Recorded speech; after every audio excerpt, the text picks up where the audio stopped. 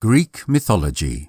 Eros, Psyche, Nymphs, Satyrs and other creatures from ancient Greece. Written by Zena Ronin. Narrated by David Pickering. Chapter 1. Mercury, God of Commerce. Let's talk about Mercury first, one of the more prominent gods of the Roman and Greek belief system. Mercury was the Roman god of commerce and gain. We find reference to a temple having actually been erected to him near the Circus Maximus as early as 495 BC, and he also had a temple and a holy fountain near the Porta Capena. Magic powers were ascribed to the latter, and on the festival of Mercury, which occurred on the 15th of May, it was the habit for merchants to spray themselves and their merchandise with this holy water in order to guarantee large profits from their goods. The Fetiales, Roman priests whose responsibility it was to act as defenders of the public faith, refused to recognize the identity of Mercury with Hermes and ordered him to be symbolized with a sacred branch as the emblem of peace instead of the caduceus. In later times, however, he was completely identified with the Greek Hermes. Dionysus, Bacchus. Dionysus, also called Bacchus from Bacca, berry, was the god of red wine, and the embodiment of the blessings of nature in general. The worship of this divinity, which is supposed to have been introduced into ancient Greece from Asia, in all probability from India, first took root in Thrace, whence it gradually spread into other parts of ancient Greece. Dionysus was the son of Zeus and Semele, and was snatched by Zeus from the flames in which his mother died when he appeared to her in all the splendour of his godly glory. The motherless child was entrusted to the charge of Hermes, who took him to Semele's sister Ino. But Hera, still implacable in her vengeance, afflicted Athamas, the husband of Ino, with insanity, and the child's life being no longer safe, he was moved to the care of the nymphs of Mount Nysa.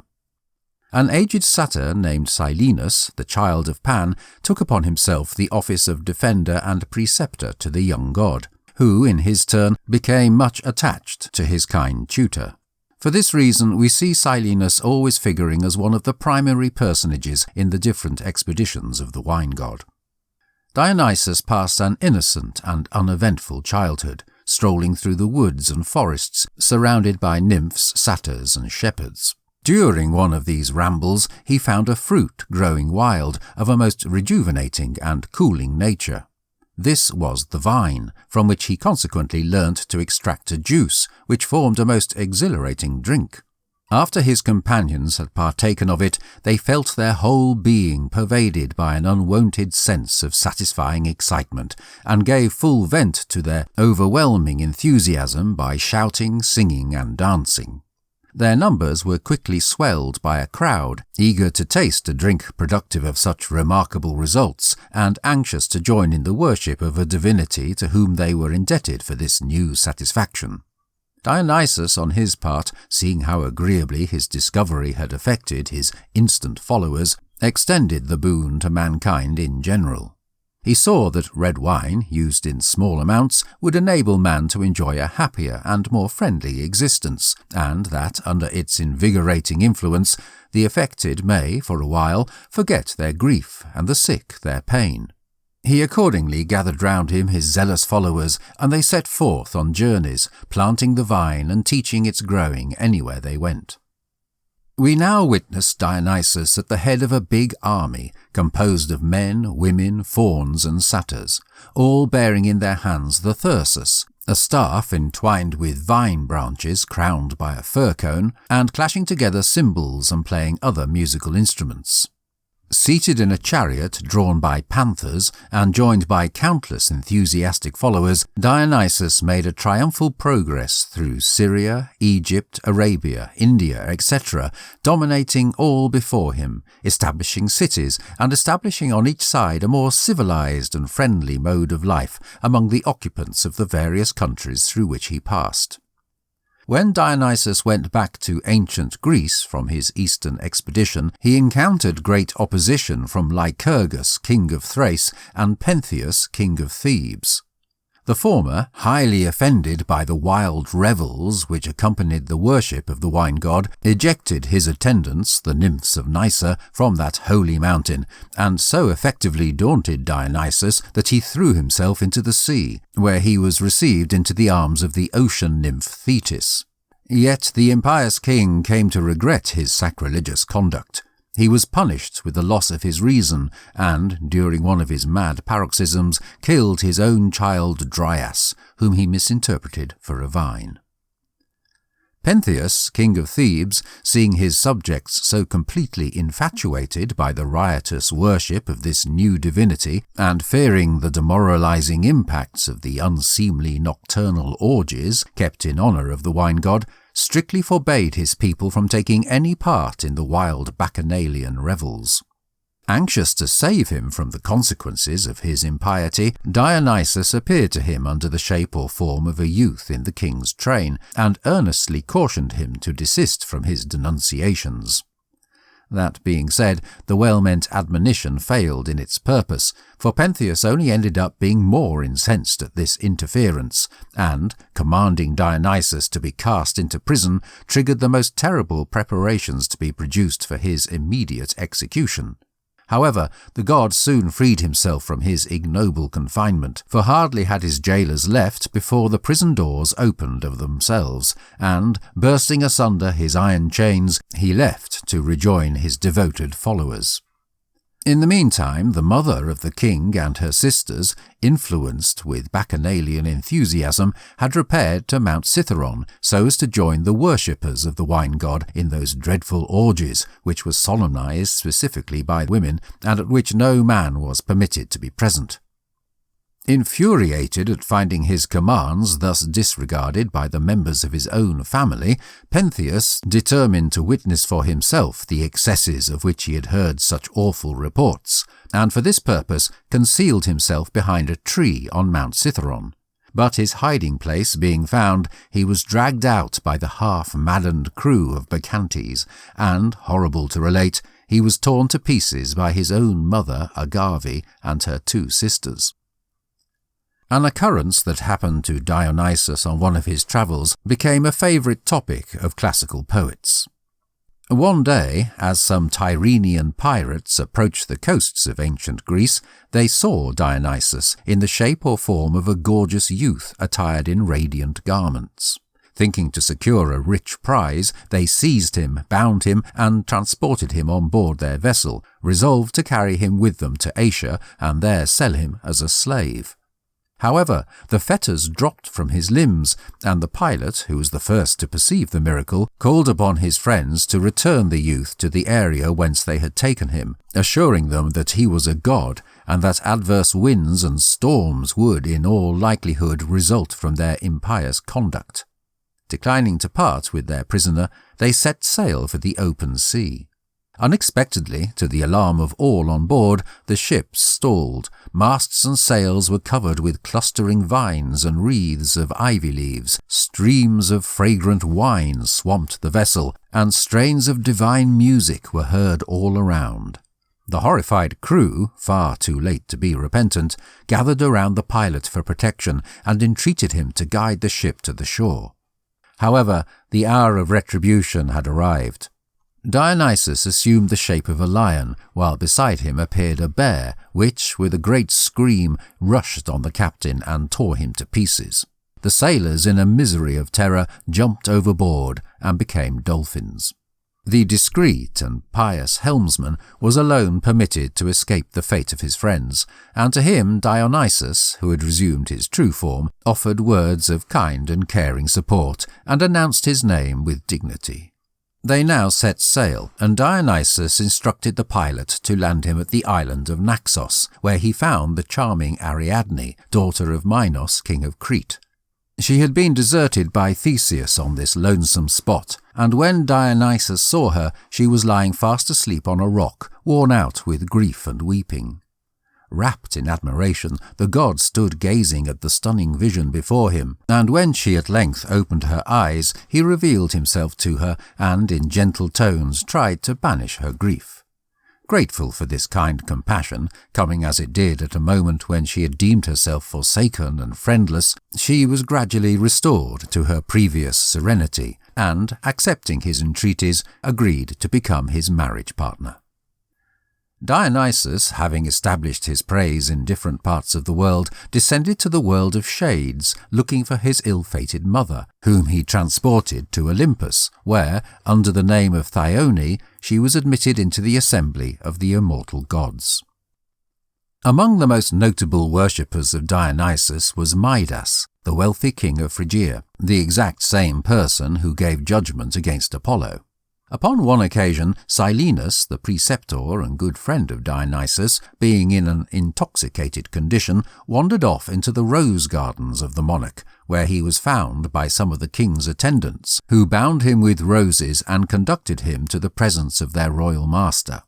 Midas treated the aged satyr with the greatest consideration, and, after entertaining him hospitably for 10 days, led him back to Dionysus, who was so grateful for the kind attention shown to his old friend that he offered to grant Midas any favour he chose. Whereupon the avaricious king, not content with his boundless wealth, and still thirsting for more, requested that everything he touched may turn to gold. The demand was adhered to in so literal a sense that the now sorrowful Midas bitterly repented his recklessness and cupidity, for when the pangs of hunger attacked him, and he essayed to calm his cravings, the food became gold before he could swallow it.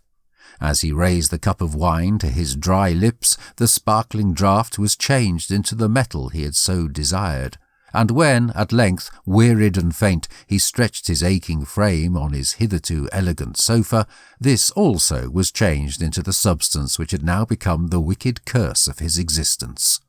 The despairing king at last urged the god to take back the fatal gift, and Dionysus, pitying his unhappy predicament, instructed him to bathe in the river Pactolus, a little stream in Lydia, in order to lose the power which had become the bane of his life. Midas, happily obeying the instruction, found himself at once devoid of the consequences of his avaricious demand, and from this time forth the sands of the river Pactolus have ever consisted of grains of gold. Representations of Dionysus are of two kinds. According to the earliest conceptions, he looks like a grave and dignified man in the prime of life. His countenance is earnest, thoughtful, and kind-hearted. He wears a complete beard, and is covered from head to foot in the attire of an Eastern king. But the sculptors of a later period represent him as a youth of particular attractiveness, though of rather effeminate appearance. The expression of the countenance is gentle and winning, the limbs are flexible and gracefully moulded, and the hair, which is embellished by a wreath of vine or ivy leaves, tips over the shoulders in long curls. In one hand he bears the thyrsus, and in the other a drinking cup with 2 handles, these being his distinguishing characteristics. He is often symbolized riding on a panther, or seated in a chariot drawn by lions, tigers, panthers, or lynxes. Being the god of wine, which is calculated to promote sociability, he hardly ever appears alone, but is generally accompanied by bacchantes, satyrs, and mountain nymphs. The finest modern likeness of Ariadne is that by Danica at Frankfurt on the Main. In this statue she appears riding on a panther, the stunning upturned face inclined slightly over the left shoulder. The features are regular and carefully sculpted, and a wreath of ivy leaves encircles the well-shaped head. With her right hand she preserves her dignity by gripping the folds of drapery which fall away negligently from her rounded form, while the other rests gently and caressingly on the head of the animal. Dionysus was regarded as the patron of the theatre, and at the state celebration of the Dionysia, which was celebrated with great pomp in the city of Athens, significant entertainments occurred in his honour, for which all the distinguished Greek dramatists of antiquity composed their immortal tragedies and comedies. He was also a prophetic divinity, and possessed oracles, the principal of which was that on Mount Rhodope in Thrace. The tiger, lynx, panther, dolphin, serpent, and ass were sacred to this god. His favourite plants were the vine, ivy, laurel, and asphodel. His sacrifices included goats, probably on account of their being harmful to vineyards. Chapter 2. Other Gods and Creatures. Bacchus or Liber. The Romans had a divinity called Liber, who presided over plants and was, on this account, related to the Greek Dionysus, and worshipped under the name of Bacchus. The festival of Liber, called the Liberalia, was celebrated on the 17th of March. Hades, Pluto. Hades, Adoneus or Hades, was the son of Cronus and Rhea, and the youngest brother of Zeus and Poseidon. He was the ruler of that below-ground area called Erebus, which was populated by the shades or spirits of the dead, and also by those dethroned and exiled divine beings who had been vanquished by Zeus and his allies. Hades, the grim and bleak monarch of the lower world, was the inheritor of Erebus, that age-old primeval divinity after whom these worlds were called. The early Greeks regarded Hades in the light of their greatest foe, and Homer tells us that he was, of all the deities, the most detested, remaining in their eyes the grim burglar who took them from their nearest and dearest and ultimately denied each of them of their share in terrestrial existence. His name was so feared that it was never, ever mentioned by mortals, who, when they invoked him, struck the earth with their hands and, in sacrificing to him, turned away their faces. The belief of the people with regard to the afterlife was, in the Homeric age, a sad and cheerless one. It was presumed that when a mortal disappeared, his spirit tenanted a shadowy version of the human shape it had once occupied. These shadows, or shades as they were called, were driven by Hades into his dominions, where they passed their time, some in brooding over the turnarounds of fortune which they had experienced on earth, others in regretting the lost enjoyments they had enjoyed in life, but all in a condition of semi-consciousness, from which the intellect could only be awakened to full activity by drinking of the blood of the sacrifices offered to the shades by living friends, which, for a time, enhanced them with their previous psychological vigour. The only beings supposed to enjoy any happiness in the afterlife were the heroes, whose acts of daring and deeds of expertise had, throughout their life, reflected honour on the land of their birth. And even these, according to Homer, pined after their profession of earthly activity. He tells us that when Odysseus went to the lower world at the command of Circe and held communion with the shades of the heroes of the Trojan War, Achilles assured him that he would rather be the poorest day labourer in the world than reign supreme over the world of shades. The early Greek poets offer but scanty allusions to Erebus. Homer appears intentionally to cover these worlds in ambiguity and secret, in order, probably, to heighten the sensation of awe inseparably associated with the lower world. In the Odyssey, he describes the entrance to Erebus as being beyond the extreme edge of Oceanus, in the far west, where dwelt the Cimmerians, enveloped in everlasting mists and darkness. In later times, though, as a result of prolonged intercourse with foreign countries, new ideas ended up being gradually introduced, and we find Egyptian theories with regard to the afterlife taking root in ancient Greece, which became eventually the religion of the entire nation. It is now that the poets and theorists, and more specifically the instructors of the Eleusinian mysteries, started to inculcate the dogma of the future benefit and penalty of good and bad deeds.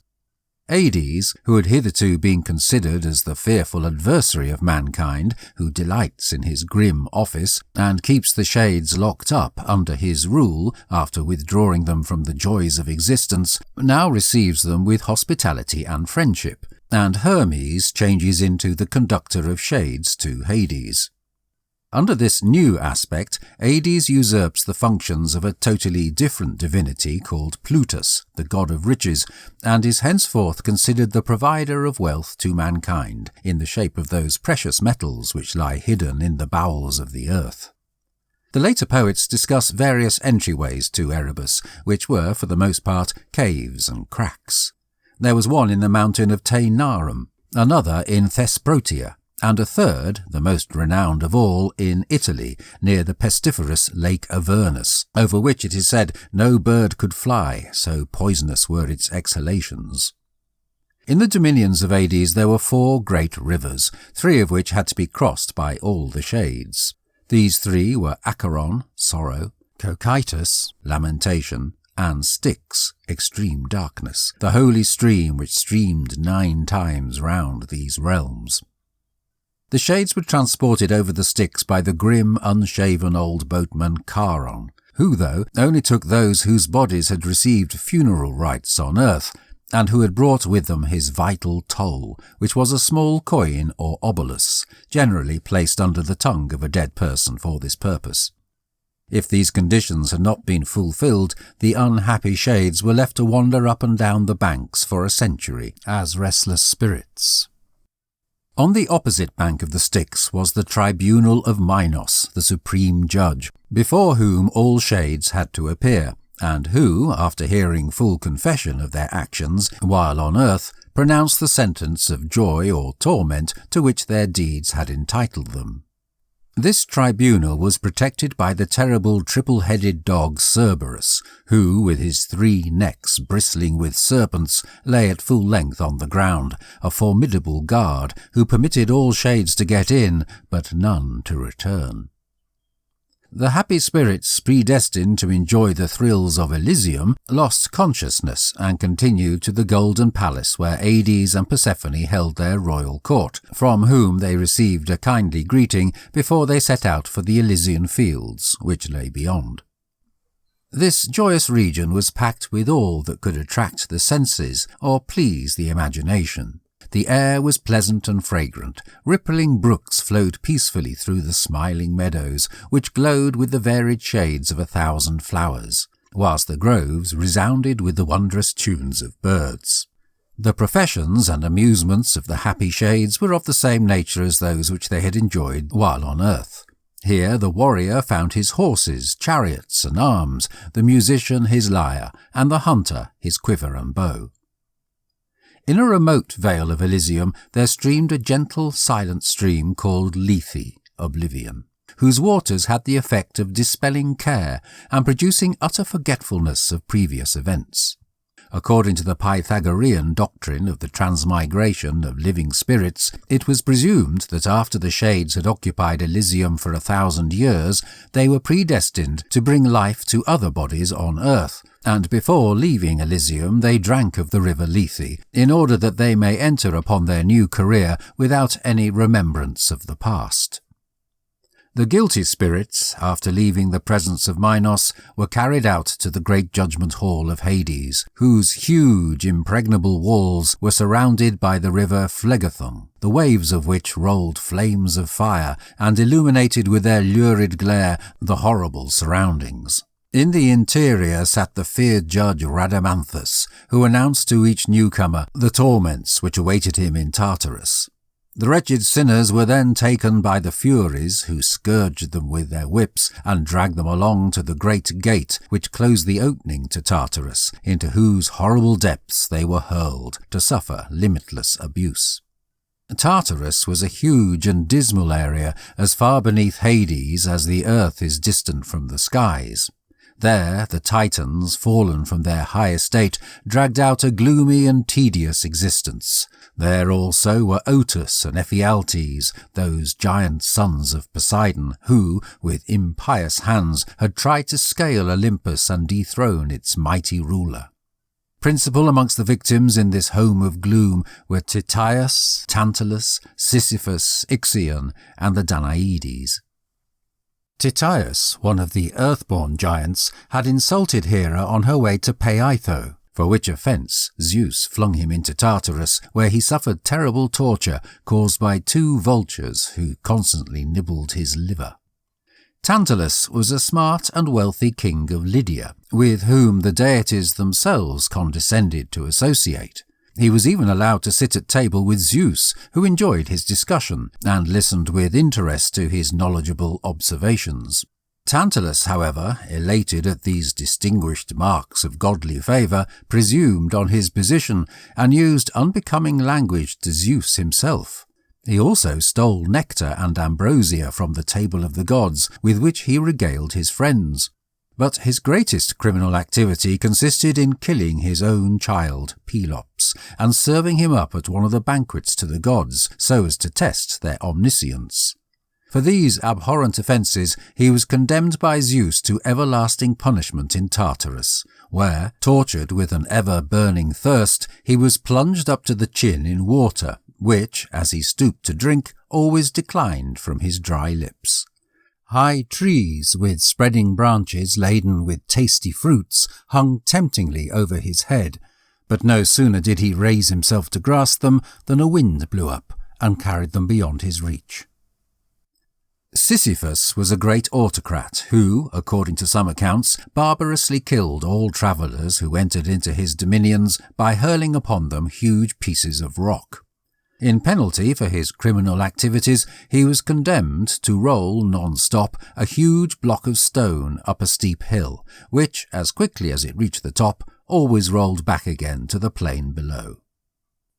Ixion was a king of Thessaly, to whom Zeus accorded the privilege of being invited to the festive banquets of the gods, but, benefiting from his exalted position, he presumed to desire the favour of Hera, which so greatly incensed Zeus that he struck him with his thunderbolts, and commanded Hermes to toss him into Tartarus and bind him to an ever-revolving wheel.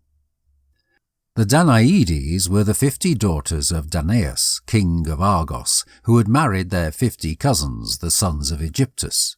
By the command of their father, who had been cautioned by an oracle that his son-in-law would trigger his death, they all killed their partners in one night, Hypermnestra alone excepted. Their penalty in the lower world was to fill with water a vessel filled with holes, a non-stop and pointless job. Hades and Persephone. Hades is normally symbolized as a man of mature years and stern, stunning mien, bearing a striking resemblance to his brother Zeus.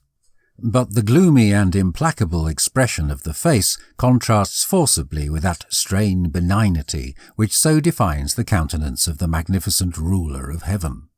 He is seated on a throne of ebony, with his queen, the grave and miserable Persephone, next to him, and wears a full beard and long flowing black hair, which hangs straight down over his forehead. In his hand he either bears a 2-pronged fork or the keys of the lower world, and at his feet sits Cerberus. He is in some cases seen in a chariot of gold drawn by 4 black horses, and bearing on his head a helmet produced for him by the Cyclops, which rendered the wearer invisible. This helmet he often lent to mortals and immortals. Hades, who was generally worshipped throughout ancient Greece, had temples set up to his honour in Elis, Olympia, and also at Athens. His sacrifices, which occurred during the night, included black sheep, and the blood, instead of being sprinkled on the altars or received in vessels as at other sacrifices, was permitted to run down into a trench dug for this purpose. The officiating priests wore black robes and were crowned with cypress. The narcissus, maidenhair, and cypress were holy to this divinity. Pluto. Before the introduction into ancient Rome of the religious belief and literature of ancient Greece, the Romans had no belief in a world of future happiness or misery corresponding to the Greek Hades. Thus they had no god of the lower world, similar to Hades. They supposed that there was, in the centre of the earth, a huge, bleak and impenetrably dark cavity called Orcus, which formed a location for the everlasting rest of the dead. That being said, with the introduction of Greek mythology, the Roman Orcus ended up becoming the Greek Hades, and all the Greek concepts with regard to an afterlife now obtained with the Romans, who worshipped Hades under the name of Pluto, his other appellations being Dis, from Dives, rich, and Orcus, from the dominions over which he ruled. In ancient Rome there were no temples erected to this divinity. Plutus. Plutus, the child of Demeter and a mortal called Iasion, was the god of wealth, and is symbolized as being lame when he makes his appearance, and winged when he takes his departure. He was supposed to be both blind and foolish, as he bestows his gifts without discrimination and often upon the most unworthy subjects. Plutus was believed to have his residence in the bowels of the earth, which was probably the reason why, in later times, Hades ended up being confounded with this divinity. Chapter 3. Less famous gods and goddesses. The Harpies. The Harpies, who, just like the Furies, were employed by the deities as instruments for the punishment of the guilty, were three female divinities, daughters of Thaumas and Electra, called Aello, Ocypete, and Seleno. They were symbolized with the head of a fair-haired maiden and the body of a vulture, and were constantly feasting due to pangs of pressing hunger, which caused them to torture their victims by robbing them of their food. This they either devoured with great gluttony or defiled, rendering it unfit to be eaten. Their wonderfully quick flight far exceeded that of birds, and even of the winds themselves. If any mortal unexpectedly and unaccountably disappeared, the Harpies were believed to have carried him off. Thus they were supposed to have borne away the daughters of King Pandarios to act as servants to the Erinyes. The Harpies would seem to be personifications of sudden tempests which, with callous violence, sweep over entire districts, carrying off or harming all before them. Erinyes, or Eumenides, Furiae, Dirae. The Erinyes, or Furies, were female divinities who personified the torturing pangs of a wicked conscience, and the remorse which undoubtedly follows wrongdoing. Their names were Alecto, Megaera, and Tisiphone, and their beginning was variously represented. According to Hesiod, they sprang from the blood of Uranus when injured by Cronus, and were for this reason supposed to be the embodiment of all the dreadful imprecations which the defeated divine being called down upon the head of his defiant son. According to other accounts, they were the daughters of Night. Their place of residence was the lower world, where they were employed by Hades and Persephone to chastise and torment those shades who, throughout their earthly career, had committed crimes and had not made reparations to the deities before descending to Hades. But their sphere of action wasn't confined to the realm of shades, for they appeared upon earth as the avenging divine entities who relentlessly pursued and penalized murderers, perjurers, the ones who had failed in responsibility to their parents, in hospitality to strangers, or in showing respect to the aging. Absolutely nothing escaped the piercing glance of these terrible divinities, from whom flight was unavailing, for no corner of the earth was so remote as to be beyond their reach, nor did any mortal dare to offer to their victims an asylum from their mistreatments. The Furies were often symbolized with wings. Their bodies are black, blood leaks from their eyes, and serpents twine in their hair. In their hands they bear either a dagger, scourge, torch, or snake. When they went after Orestes, they continuously held up a mirror to his horrified gaze, in which he witnessed the face of his murdered mother. These divinities were also called the Eumenides, which means well-meaning or soothed goddesses. This appellation was given to them as they were so feared that people tried not to call them by their appropriate title and hoped by this means to propitiate their rage. In later times, the Furies came to be regarded as salutary agencies who, by severely penalizing sin, upheld morality and social order and thus contributed to the welfare of humanity. They now lost their terrifying appearance and were represented, more specifically in Athens, as earnest maidens, dressed like Artemis in tunics appropriate for the chase, but still keeping in their hands the wand of office in the shape or form of a serpent. Their sacrifices included black sheep and a libation made up of a mix of honey and water called Nephalia. A popular temple was set up to the Eumenides at Athens near the Areopagus. Moirai, or Fates, Parsi. The ancients actually believed that the duration of human existence and the destinies of mortals were controlled by three sister goddesses called Clotho, Lachesis, and Atropos, who were the daughters of Zeus and Themis. The power which they wielded over the fate of man was imagined through the image of a thread, which they drew out for the life of each human being from his birth to the grave. This responsibility they shared between them.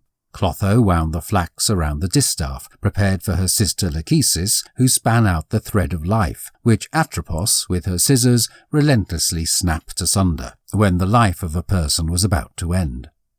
Homer speaks of one Moirai only, the daughter of Night, who represents the moral force by which the universe is governed, and to whom both mortals and immortals were obliged to submit, Zeus himself being helpless to avert her decrees.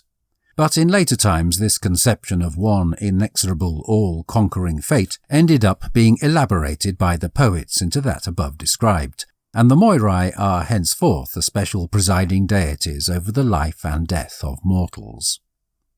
The Moirai are symbolized by the poets as stern, inexorable female divinities, aged, horrible, and also lame, which is seemingly meant to indicate the sluggish and halting march of destiny which they controlled. Painters and sculptors, on the other hand, depicted them as beautiful maidens of a grave but kindly aspect. There is a charming likeness of Lachesis which illustrates her in all the grace of youth and attractiveness. She is sitting spinning, and at her feet lie two masks, one comic, the other terrible, as though to convey the idea that, to a divinity of fate, the brightest and saddest scenes of earthly existence are alike indifferent, and that she silently and gradually pursues her profession, no matter the human consequences. When symbolized at the feet of Hades in the lower world, they are dressed in dark robes, but when they appear in Olympus, they wear bright garments bespangled with stars, and are seated on glowing thrones with crowns on their heads. It was considered the function of the Moirai to suggest to the Furies the precise abuse which the wicked should go through for their crimes. They were considered prophetic divinities, and had sanctuaries in many parts of ancient Greece. The Moirai are discussed as helping the Charities to conduct Persephone to the upper world at her periodical reunion with her mother Demeter. They also appear in company with Eileithyia, goddess of birth. Nemesis. Nemesis, the daughter of Nyx, represents that power which changes the balance of human affairs by granting to each individual the fate which his actions are worthy of.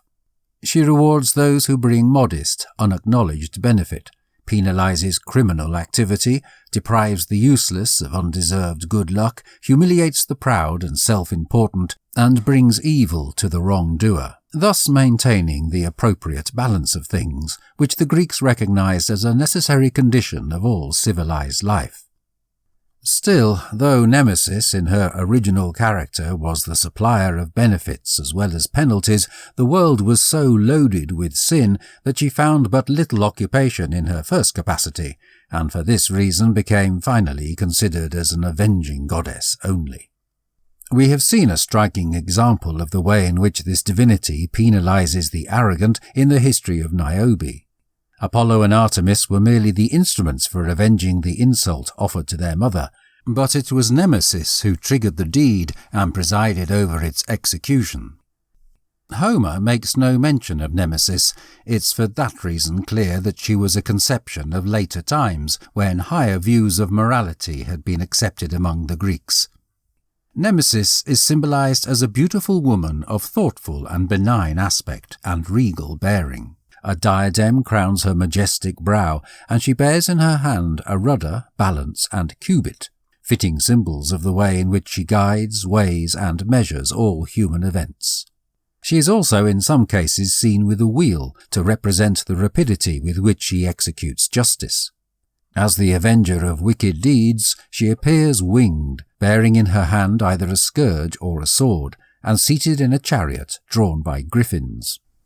Nemesis is often called Adrastia and also Rhamnusia, from Rhamnus in Attica, the chief seat of her praise, which included a well-known statue of the goddess. Nemesis was worshipped by the Romans, who invoked her on the Capitol, as a divinity who possessed the power of avoiding the pernicious repercussions of envy. Chapter 4. Night and Dark Gods and Goddesses. Nyx, Nox. Nyx, the daughter of turmoil, being the embodiment of night, was, according to the poetic ideas of the Greeks, considered to be the mother of everything mystical and inexplicable, like death, sleep, dreams, etc. She ended up being united to Erebus, and their children were Ether and Hemera, air and daylight, obviously a simile of the poets to show that darkness always precedes light. Nyx occupied a palace in the dark areas of the lower world, and is symbolized as a beautiful woman seated in a chariot drawn by 2 black horses. She is outfitted in dark robes, is wearing a long veil, and is joined by the stars, which follow in her train. Thanatos, Mors, and Hypnos, Somnus. Thanatos, death, and his twin brother Hypnos, sleep, were the children of Nyx. Their home was in the world of shades, and when they appear amongst mortals, Thanatos is feared and hated as the adversary of humanity, whose hard heart knows no pity, although his brother Hypnos is generally loved and welcomed as their kindest and most beneficent good friend. But though the ancients considered Thanatos as a bleak and mournful divinity, they didn't represent him with any exterior repulsiveness. On the contrary, he looks like a gorgeous youth who holds in his hand an inverted torch, emblematic of the light of life being snuffed out, while his disengaged arm is tossed adoringly round the shoulder of his brother Hypnos. Hypnos is sometimes portrayed standing with closed eyes. At others he is in a recumbent position next to his brother Thanatos, and generally bears a poppy stalk in his hand. A most interesting description of the abode of Hypnos is given by Ovid in his Metamorphoses. He tells us how the god of sleep dwelt in a mountain cave near the world of the Cimmerians, which the sun never ever pierced with his rays. No sound interrupted the stillness, no song of birds, not a branch moved, and no human voice broke the deep silence which ruled over all. From the lowermost rocks of the cavern was released the river Lethe, and one may practically have supposed that its course was apprehended from the low, dull hum of the water, which invited rest. The entryway was partially hidden by countless white and red poppies, which Mother Night had gathered and planted there, and from the juice of which she extracts sleepiness, which she spreads in liquid drops all over the earth, as quickly as the sun god has sunk to rest. In the centre of the cavern stands a sofa of blackest ebony with a bed of down, over which is laid a coverlet of sable colour. Here the god himself reposes, surrounded by many forms. These are idle dreams, more numerous than the sands of the sea. Chief among them is Morpheus, that changeful god, who may assume any form he pleases. Nor can the god of sleep resist his own power, for though he might stir himself for a while, he soon succumbs to the drowsiness which surrounds him. Morpheus. Morpheus, the child of Hypnos, was the god of dreams. He is always symbolized winged, and appears at times as a youth, in some cases as an old man. In his hand he bears a cluster of poppies, and as he steps with noiseless tread over the earth, he gently spreads the seeds of this sleep-producing plant over the eyes of tired mortals. Homer defines the house of dreams as having 2 gates, one, whence issue all misleading and lovely visions, being formed of ivory, the other, through which proceed those dreams which are satisfied, of horn. The Gorgons. The Gorgons, Sutheno, Euryale, and Medusa, were the 3 daughters of Phorcys and Ceto, and were the embodiment of those benumbing and, as it were, petrifying feelings which result from unexpected and extreme fear. They were frightful winged monsters whose bodies were covered with scales. Hissing, wriggling snakes clustered round their heads rather than hair. Their hands were made of brass, their teeth looked like the tusks of a swine, and their entire aspect was so dreadful that they are said to have turned to stone all who witnessed them. These horrible sisters were supposed to dwell in that remote and mysterious region in the far west, beyond the holy stream of Oceanus. The Gorgons were the servants of Hades, who made use of them to horrify and overawe those shades destined to be kept in a constant state of unrest as a penalty for their misdeeds, while the Furies, on their part, scourged them with their whips and tortured them ceaselessly. The most renowned of the three sisters was Medusa, who alone was mortal. She was initially a golden-haired and really gorgeous maiden, who, as a priestess of Athene, was committed to a life of celibacy. But, being charmed by Poseidon, whom she loved in return, she forgot her vows, and ended up being united to him in marriage. For this offence she was punished by the goddess in a most awful way. Each wavy lock of the beautiful hair which had so charmed her partner was changed into a venomous snake. Her once mild, love-inspiring eyes now ended up being bloodshot, furious orbs, which excited fear and disgust in the mind of the beholder, whilst her previous roseate colour and milk-white skin assumed a pesky, greenish tinge. Seeing herself therefore changed into so repulsive an item, Medusa fled the world, never to return. Roaming about, hated, feared, and shunned by all, she now developed into a character worthy of her outward appearance. In her misery, she left for Africa, where, as she passed uncomfortably from place to place, infant serpents dropped from her hair, and hence, according to the belief of the ancients, that continent ended up being the hotbed of these poisonous reptiles. With the curse of Athene upon her, she turned to stone those she looked upon, till at last, after a life of nameless torment, deliverance came to her in the shape of death at the hands of Perseus. It is well to observe that when the Gorgons are spoken of in the particular, it's Medusa who is usually mentioned. Medusa was the mother of Pegasus and Chrysaor, father of the three-headed, winged, huge Geryones, who was slain by Heracles. Graeae. The Graeae, who acted as servants to their sisters the Gorgons, were also three in number. Their names were Pephedro, Enyo, and Dino. In their original conception they were personifications of kindly old age, possessing all its kind-hearted qualities without its natural imperfections.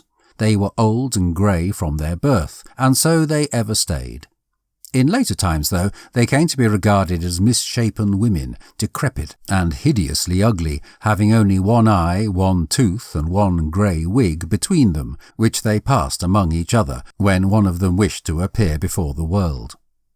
When Perseus embarked upon his expedition to slay the Medusa, he called at the home of the Graeae in the far west to inquire the way to the Gorgons, and on their declining to give any information, he denied them of their one eye, tooth, and wig, and did not restore them till he got the necessary directions. Sphinx. The Sphinx was an old Egyptian divinity who personified knowledge and the fertility of nature.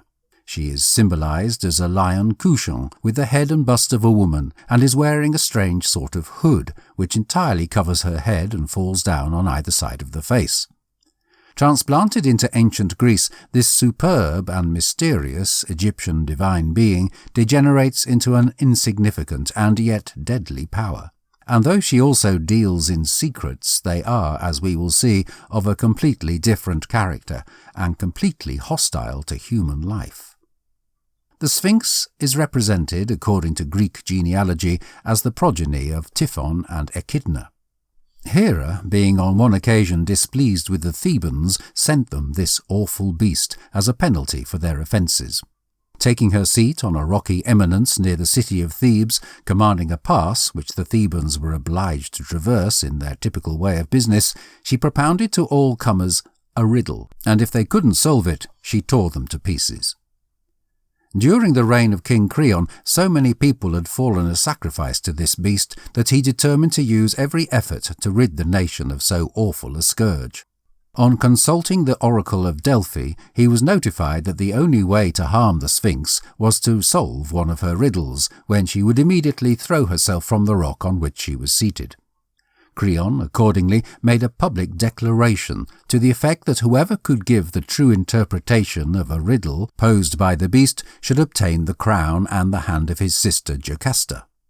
Oedipus offered himself as a candidate, and, proceeding to the area where she kept guard, got from her the following riddle for resolution. What being enters the early morning on 4 legs, at midday on 2, and at night on 3? Oedipus replied that it must be man, who throughout his infancy creeps on all 4s, in his prime walks erect on 2 legs, and when aging has enfeebled powers and calls others to his assistance, and thus has, as it were, 3 legs. The Sphinx no sooner heard this reply, which was the correct solution of her riddle, than she flung herself over the precipice and died in the void below. The Greek Sphinx might be recognized by having wings and by being of smaller measurements than the Egyptian Sphinx. Psyche, Fortuna, and Ananke, Necessitas. Psyche personified that strange combination of circumstances which we call luck or fortune, and was considered to be the source of all unforeseen events in human life, whether great or wicked. If a person had success in all he undertook without having any unique merit of his own, Psyche was supposed to have smiled on his birth. If, on the other hand, undeserved ill luck followed him through life, and all his efforts led to failure, it was ascribed to her negative influence. This goddess of fortune is represented in various different ways. In some cases she is depicted bearing in her hand 2 rudders, with one of which she steers the bark of the lucky, and with the other that of the unfortunate among mortals. In later times she appears blindfolded and stands on a ball or wheel, indicative of the fickleness and ever-evolving changes of fortune. She often bears the sceptre and cornucopia or horn of plenty, and is generally winged. In her temple at Thebes, she is symbolized holding the infant Plutus in her arms to symbolize her power over riches and success. Psyche was worshipped in various parts of ancient Greece, but more especially by the Athenians, who really believed in her unique preference for their city. Fortuna. Psyche was worshipped in ancient Rome under the name of Fortuna, and held a position of much greater importance among the Romans than the Greeks. In later times, Fortuna is never symbolized either winged or standing on a ball. She merely bears the cornucopia. It appears because of that she had come to be regarded as the goddess of the best of luck only, who brings blessings to man, and not, as with the Greeks, as the embodiment of the changes of fortune. In addition to Fortuna, the Romans worshipped Felicitas as the provider of positive good fortune. Ananke, Necessitas. As Ananke, Psyche assumes rather another character, and becomes the embodiment of those immutable laws of nature by which certain causes produce certain unavoidable results. In a statue of the divinity at Athens, she was symbolized with hands of bronze and surrounded with nails and hammers. The hands of bronze most likely showed the tempting power of the inevitable, and the hammer and chains the fetters which she created for man. Ananke was worshipped in ancient Rome under the name of Necessitas. Ker. In addition to the Moirai, who presided over the life of mortals, there was another divinity called Ker, designated for each human being at the moment of his birth. The Ker belonging to a person was actually believed to develop with his growth, either for greatness or wickedness, and when the ultimate fate of a mortal was about to be decided, his Ker was weighed in the balance, and according to the prevalence of its worth or worthlessness, life or death was rewarded to the human in question. It becomes crystal clear because of this that according to the belief of the early Greeks, each person had it in his power, to a particular degree, to shorten or prolong his own existence. The Keres, who are often mentioned by Homer, were the goddesses who delighted in the massacre of the battlefield. Ate. Ate, the daughter of Zeus and Eris, was a divinity who enjoyed evil. Having persuaded Hera to deny Heracles his due, her father seized her by the hair of her head and hurled her from Olympus, forbidding her, under the most solemn imprecations, ever to return. Henceforth she roamed amongst mankind, sowing dissension, working mischief, and luring men to all actions hostile to their well-being and joy. Thus, when a reconciliation took place between friends who had quarrelled, Ate was blamed as the original cause of the argument. Momus. Momus, the child of Nyx, was the god of raillery and ridicule, who thrilled to criticize with bitter sarcasm the actions of deities and men, and contrived to discover in all things some problem or imperfection. Therefore, when Prometheus created the first man, Momus considered his work insufficient, because there was no aperture in the breast through which his inmost thoughts may be read. He also found fault with the home built by Athene, as, being unprovided with the means of locomotion, it could never be removed from an unhealthy locality. Aphrodite alone defied his criticism, for, to his great chagrin, he could find no fault with her flawless shape or form. In what manner the ancients symbolized this god is unknown. In modern art he is depicted like a king's jester, with a fool's cap and bells. Chapter 5. Eros, Cupid, and Psyche.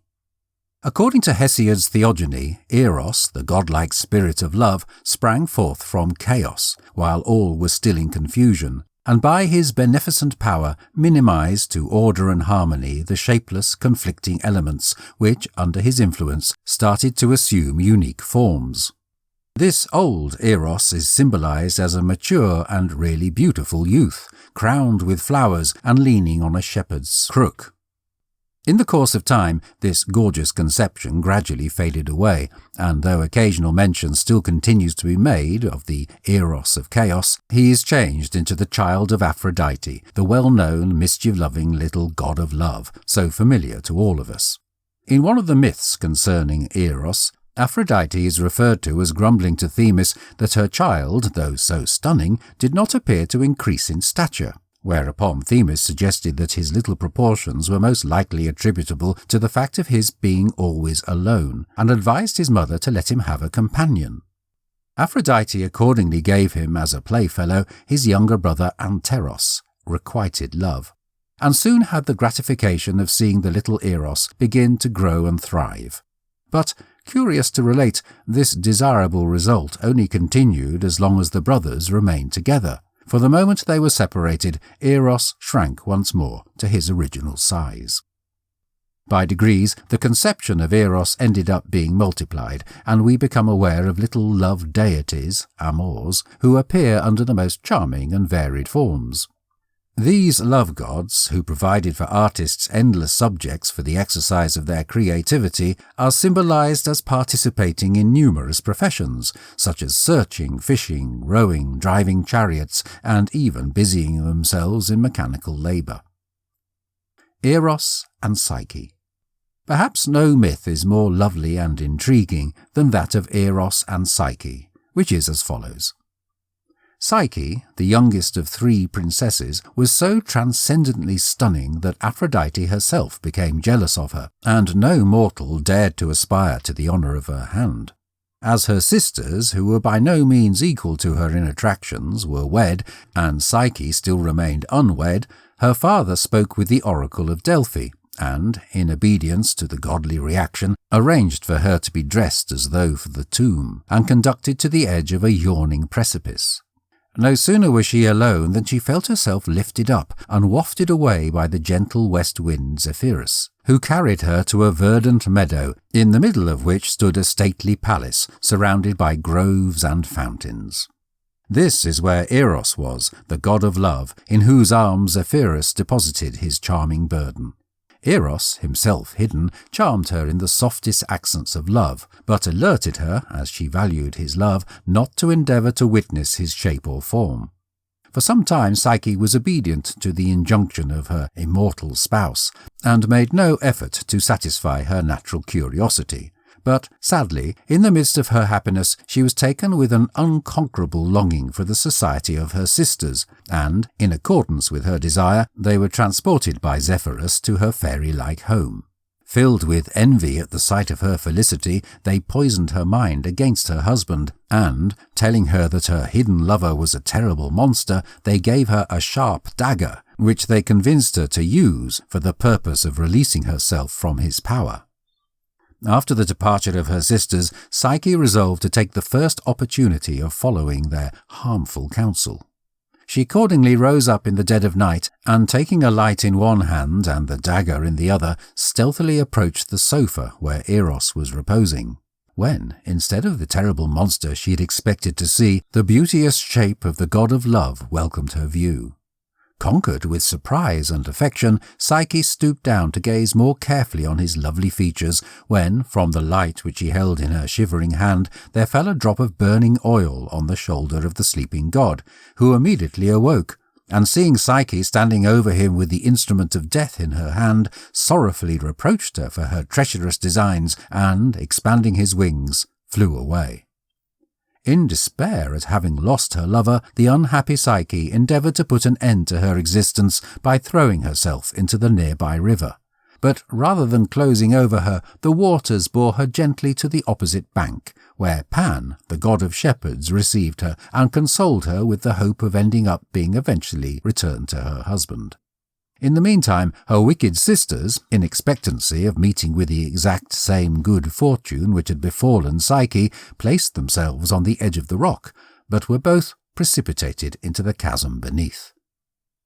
Psyche herself, filled with an agitated yearning for her lost love, wandered all over the world in search of him. At length she attracted Aphrodite to take compassion on her, but the goddess of appeal, still envious of her beauty, enforced on her the hardest tasks, the accomplishment of which appeared unrealistic. In these she was always helped by undetectable beneficent beings sent to her by Eros, who still really loved her, and went on to monitor her well-being. Psyche had to undergo a long and severe penance before she was considered deserving of joy, which she had so foolishly trifled away. At last Aphrodite commanded her to come down into the underworld and acquire from Persephone a box containing all the secrets of attractiveness. Psyche's nerve now failed her, for she concluded that death must be a requirement to allow entry into the world of shades. Ready to abandon herself to anguish, she heard a voice which cautioned her of each danger to be avoided on her dangerous journey, and advised her, with regard to certain preventative measures to be observed. These were as follows: not to omit to provide herself with the ferryman's toll for Charon, and the cake to pacify Cerberus, also to refrain from taking any part in the banquets of Hades and Persephone, and above all, to bring the box unopened to Aphrodite. In conclusion, the voice assured her compliance with the above conditions would guarantee for her a safe return to the world of light. Still, alas, Psyche, who had implicitly followed all the other instructions, could not resist the temptation of the last condition, and barely had she left the lower world when, unable to withstand the interest which devoured her, she raised the lid of the box with excited expectation. However, rather than the marvellous charms of appeal which she expected to see, there was released from the casket a thick black vapour, which had the effect of casting her into a death-like sleep, out of which Eros, who had long hovered around her unseen, at length awoke her with the point of one of his golden arrows. He reproached her with this second evidence of her curiosity and folly, and then, having persuaded Aphrodite to be reconciled to his cherished one, he induced Zeus to admit her as one of the immortal gods. Their reunion was celebrated amidst rejoicing of all the Olympian deities. The Graces shed perfume on their path. The Hours sprayed roses over the sky. Apollo added the music of his lyre, and the Muses joined their voices in a glad chorus of delight. This myth would appear to be a parable, which represents that the spirit, before it can be reunited with its original godlike essence, has to be cleansed by the chastening sorrows and sufferings of its earthly career. Eros is symbolized as a lovely boy with rounded limbs and a merry, roguish expression. He has golden wings and a quiver slung over his shoulder, which contains his magic and unerring arrows. In one hand he bears his golden bow, and in the other a torch. He is often depicted riding on a lion, dolphin, or eagle, or seated in a chariot drawn by stags or wild boars, unquestionably emblematic of the power of love as the subduer of all nature, even of wild animals. In ancient Rome, Eros was worshipped under the name of Amor or Cupid. Chapter 6. Other Honourable Mentions. Hymen. Hymen, or Hymenaeus, who was the son of Apollo and the muse Urania, was the god who presided over marriage and nuptial solemnities, and was thus conjured up at all marriage celebrations. There is a common misconception concerning this divinity which tells us that Hymen was a stunning youth of very poor mother and father who fell for a rich maiden, so far above him in rank that he entertained no hope of ever ending up being united to her. Nonetheless, he missed no chance of seeing her, and on one occasion camouflaged himself as a woman and signed up with a troop of maidens who, in company with the object of his desire, were proceeding from Athens to Eleusis in order to attend a festival of Demeter. On their way thither they were surprised by pirates who carried them off to a desert island, where the ruffians, after drinking deeply, fell into a heavy sleep. Hymen, taking the chance, slew them all, and after that set sail for Athens, where he found the parents of the maidens in the greatest distress at their unaccountable disappearance. He comforted them with the promise that their own children would be brought back to them, provided that they would assure to give him in marriage the maiden he really loved.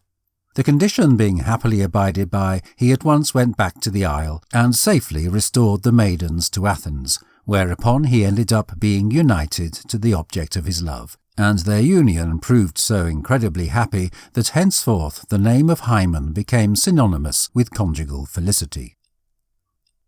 Iris, the rainbow. Iris, the daughter of Thaumas and Electra, personified the rainbow, and was the unique attendant and messenger of the Queen of Paradise, whose commands she performed with particular tact, intelligence, and swiftness. Most primitive cultures have related to the rainbow as a bridge of communication between heaven and earth, and this is doubtless the main reason Iris, who symbolized that lovely phenomenon of nature, should have been invested by the Greeks with the office of communicating between deities and men. Iris is generally symbolized as being seated behind the chariot of Hera, ready to do the bidding of her royal mistress. She appears in the form of a slim maiden of great attractiveness, robed in an airy material of variegated shades, resembling mother of pearl. Her shoes are bright as burnished silver, she has golden wings, and wherever she appears a brilliance of light and a sweet odour, like that of delicate spring flowers, pervades the air. Hebe, Juventus. Hebe was the embodiment of the fountain of youth under its most appealing and joyous aspect. She was the daughter of Zeus and Hera, and though of such distinguished rank, is nevertheless symbolized as cupbearer to the gods, a forcible exemplification of the old patriarchal custom in accordance with which the daughters of the home, even when of the highest lineage, personally helped in serving visitors.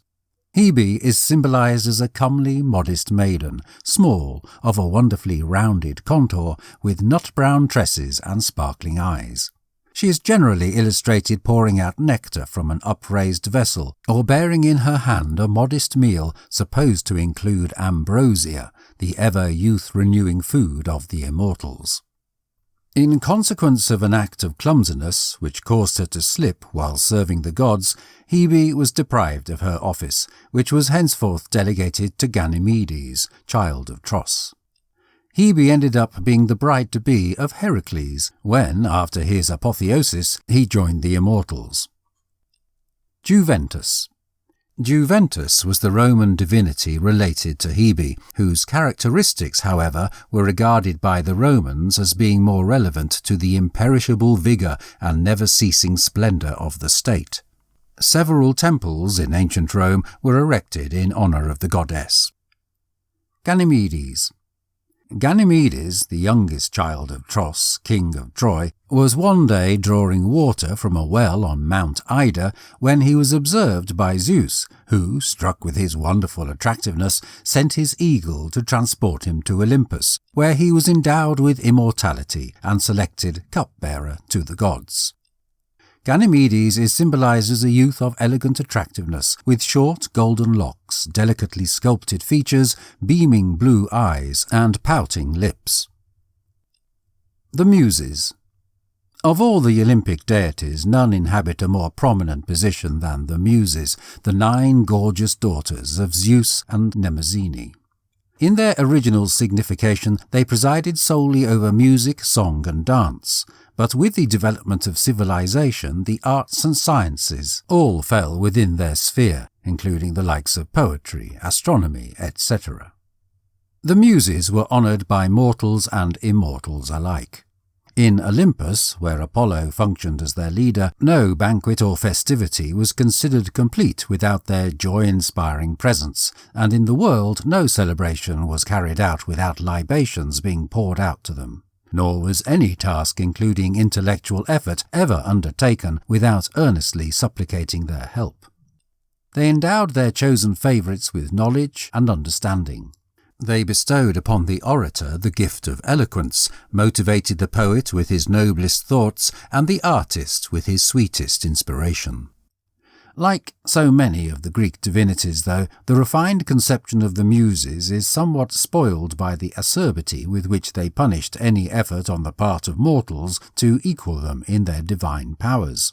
An example of this is seen when it comes to Thamyris, a Thracian bard, who presumed to welcome them to a trial of skill in music. Having vanquished him, they not only affected him with loss of sight, but denied him also of the power of music. Another example of the way in which the deities penalized presumption and vanity is seen in the story of the daughters of King Eros. Pleased with the perfection to which they had brought their skill in music, they presumed to challenge the Muses themselves in the art over which they specially ministered. The contest happened on Mount Helicon, and it's said that when the mortal maidens started their tune, the sky ended up becoming dark and misty, whereas when the Muses raised their divine voices, all nature seemed to rejoice, and Mount Helicon itself moved with exultation. The Pierides were signally beaten, and were changed by the Muses into singing birds, as a punishment for having dared to challenge the immortals. Undeterred by the prior example, the Sirens also entered into a similar contest. The songs of the Muses were loyal and true, while those of the Sirens were the false and misleading strains with which so many unfortunate mariners had been lured to their death.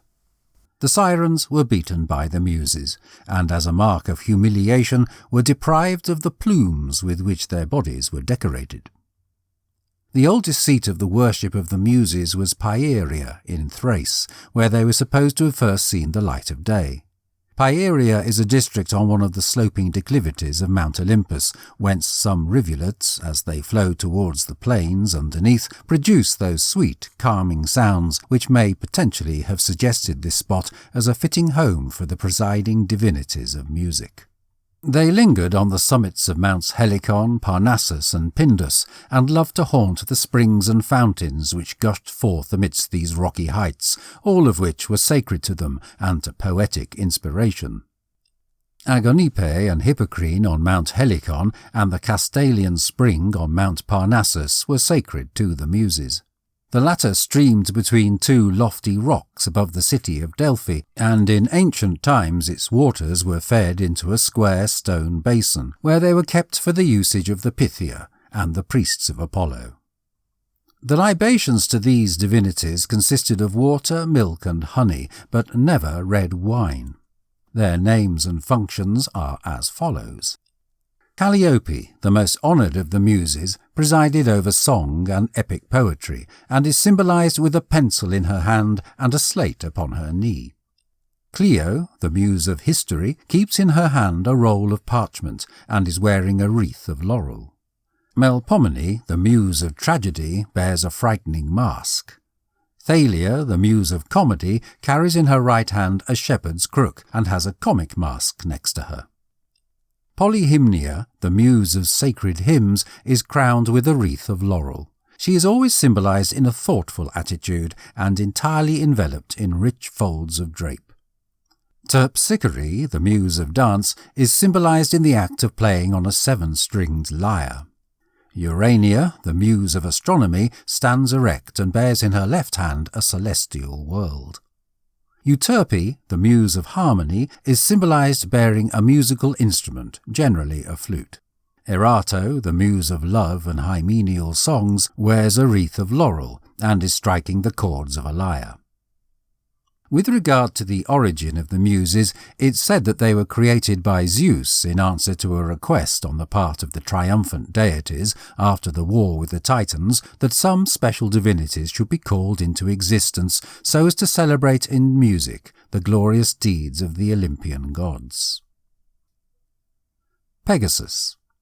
Pegasus was a lovely winged horse who derived from the body of Medusa when she was killed by the hero Perseus, the son of Zeus and Danae. Spreading out his wings, he immediately flew to the top of Mount Olympus, where he was received with pleasure and affection by all the immortals. A location in his palace was assigned to him by Zeus, who employed him to carry his thunder and lightning. Pegasus permitted none but the deities to mount him, except in the case of Bellerophon, whom, at the command of Athene, he brought up, in order that he might kill the Chimera with his arrows. The later poets represent Pegasus as being at the service of the Muses, and for this reason he is more celebrated in modern times than in antiquity. He would appear to represent that poetical inspiration which tends to develop man's higher nature and causes the mind to skyrocket heavenwards. The only mention by the ancients of Pegasus in connection with the Muses is the story of his having produced with his hooves the popular fountain Hippocrene. It is said that throughout their contest with the Pierides, the Muses played and sang on the top of Mount Helicon with such extraordinary power and sweet taste that heaven and earth stood still to listen, while the mountain raised itself in wondrous ecstasy toward the residence of the celestial gods. Poseidon, seeing this unique event happening, sent Pegasus out to find out why the mountain was so bold as to move without his permission. When Pegasus reached the summit, he marked the ground with his hooves, and out gushed the waters of Hippocrene, afterwards so renowned as a sacred fountain, whence the Muses quaffed their wealthiest draughts of inspiration. The Hesperides. The Hesperides, the daughters of Atlas, dwelt on an island in the far west, whence they derived their name.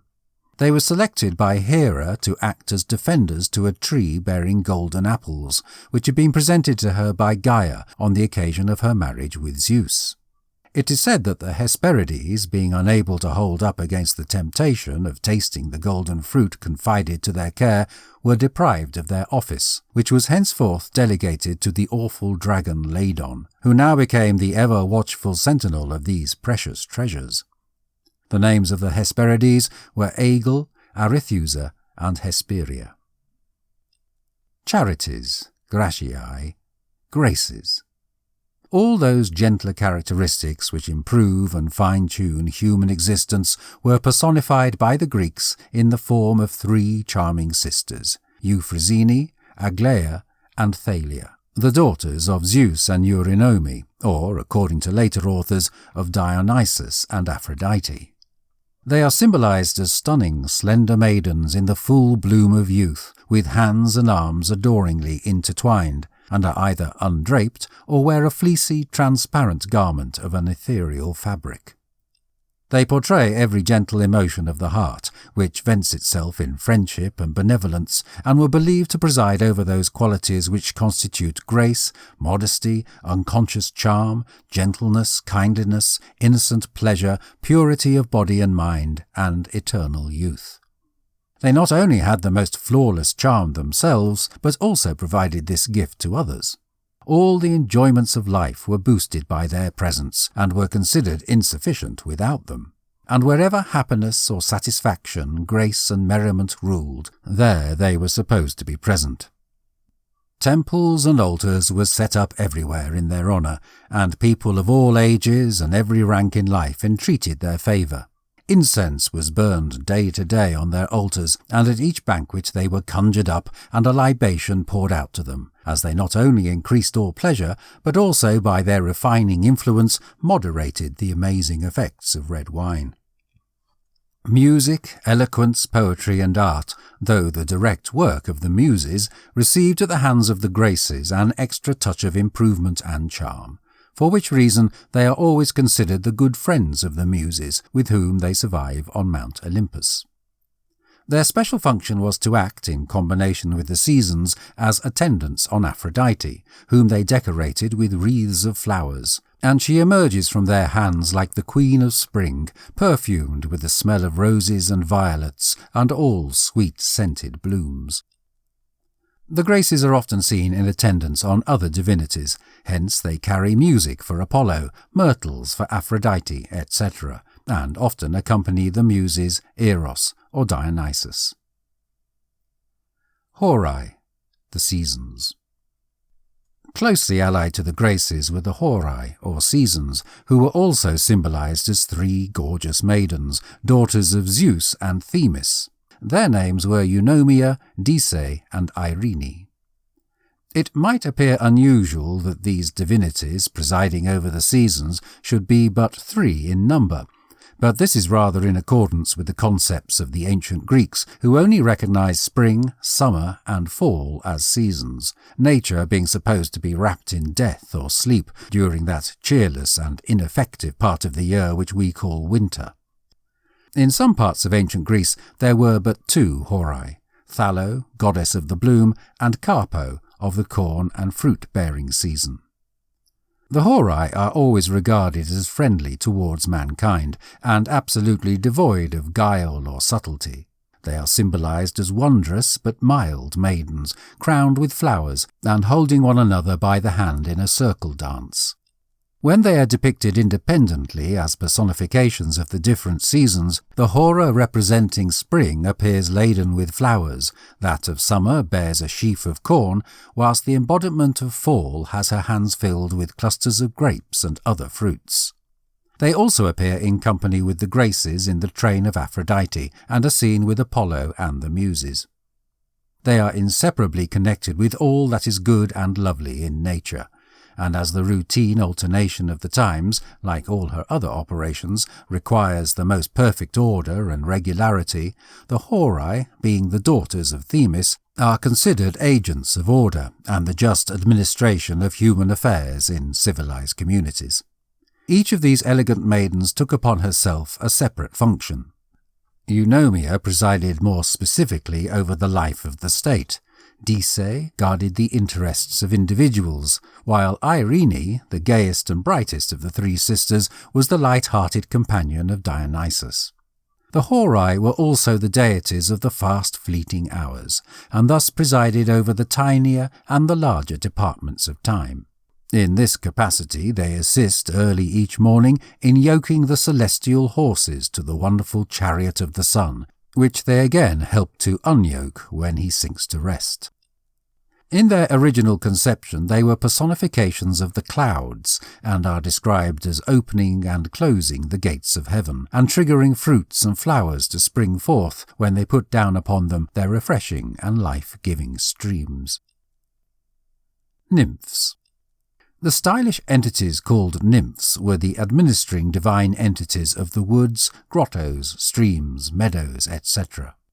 These divinities were supposed to be beautiful maidens of fairy-like form, and robed in more or less shadowy garments.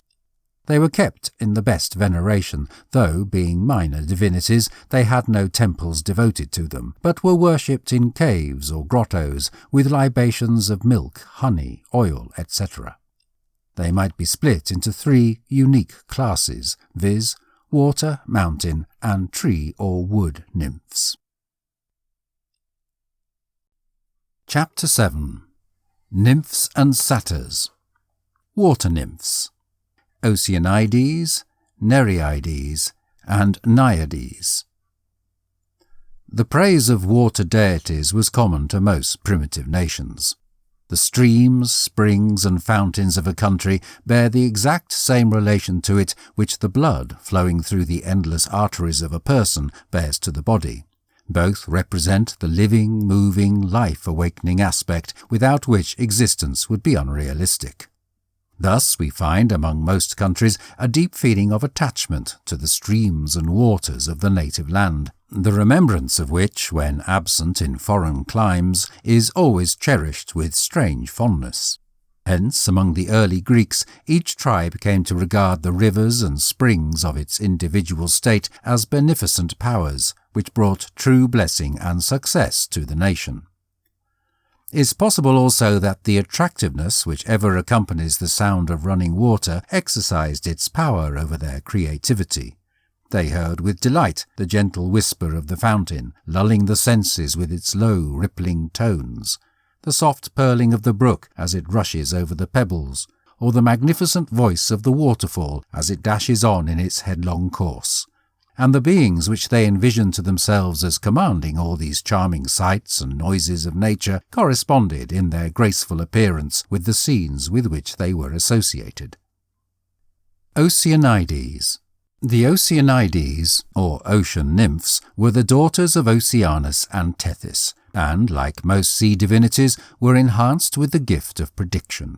They are personifications of those fragile vapour-like exhalations which, in warm climates, are discharged from the surface area of the sea, more particularly at sunset, and are urged forwards by the night breeze. They are accordingly symbolized as misty, shadowy entities with elegant swaying forms and robed in pale blue, gauze-like fabrics. The Nereides. The Nereides were the daughters of Nereus and Doris, and were nymphs of the Mediterranean Sea. They are comparable in appearance to the Oceanides, but their attractiveness is of a less shadowy order, and is more like that of mortals. They wear a streaming pale green robe.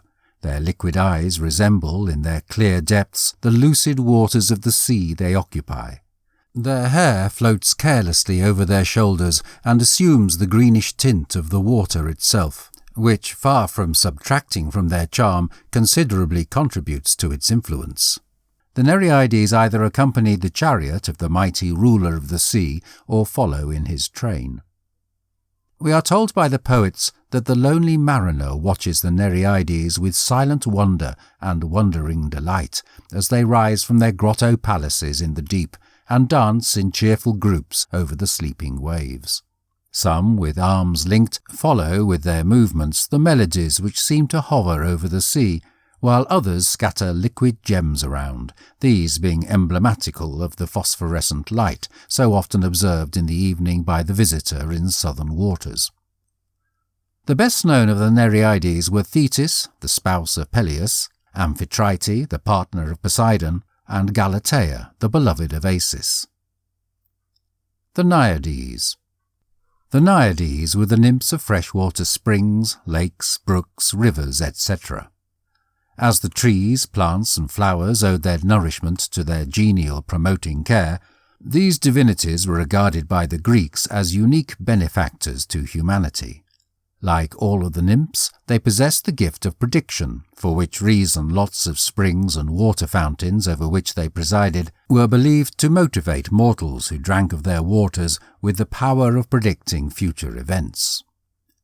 The Naiades are totally connected in idea with those flowers which are called after them nymphae, or water lilies, whose broad green leaves and yellow cups drift upon the surface area of the water, as though happily mindful of their own grace and charm.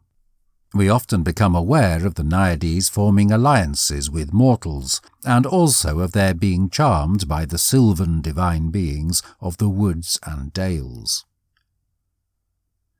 Dryades, or tree nymphs. The tree nymphs partook of the distinguishing qualities of the specific tree to whose life they were wedded, and were referred to jointly by the name of the Dryades, or dryads. The Hamadryades, or oak nymphs, represent in their strange uniqueness the silent, self-reliant power which appears to belong basically to the grand and lordly king of the forest. The birch nymph is a melancholy maiden with drifting hair resembling the branches of the pale and fragile-looking tree which she lives in. The beech nymph is strong and sturdy, full of life and joyousness, and appears to give pledge of loyal love and undisturbed repose, while her rosy cheeks, deep brown eyes, and graceful form bespeak health, vigour, and vitality.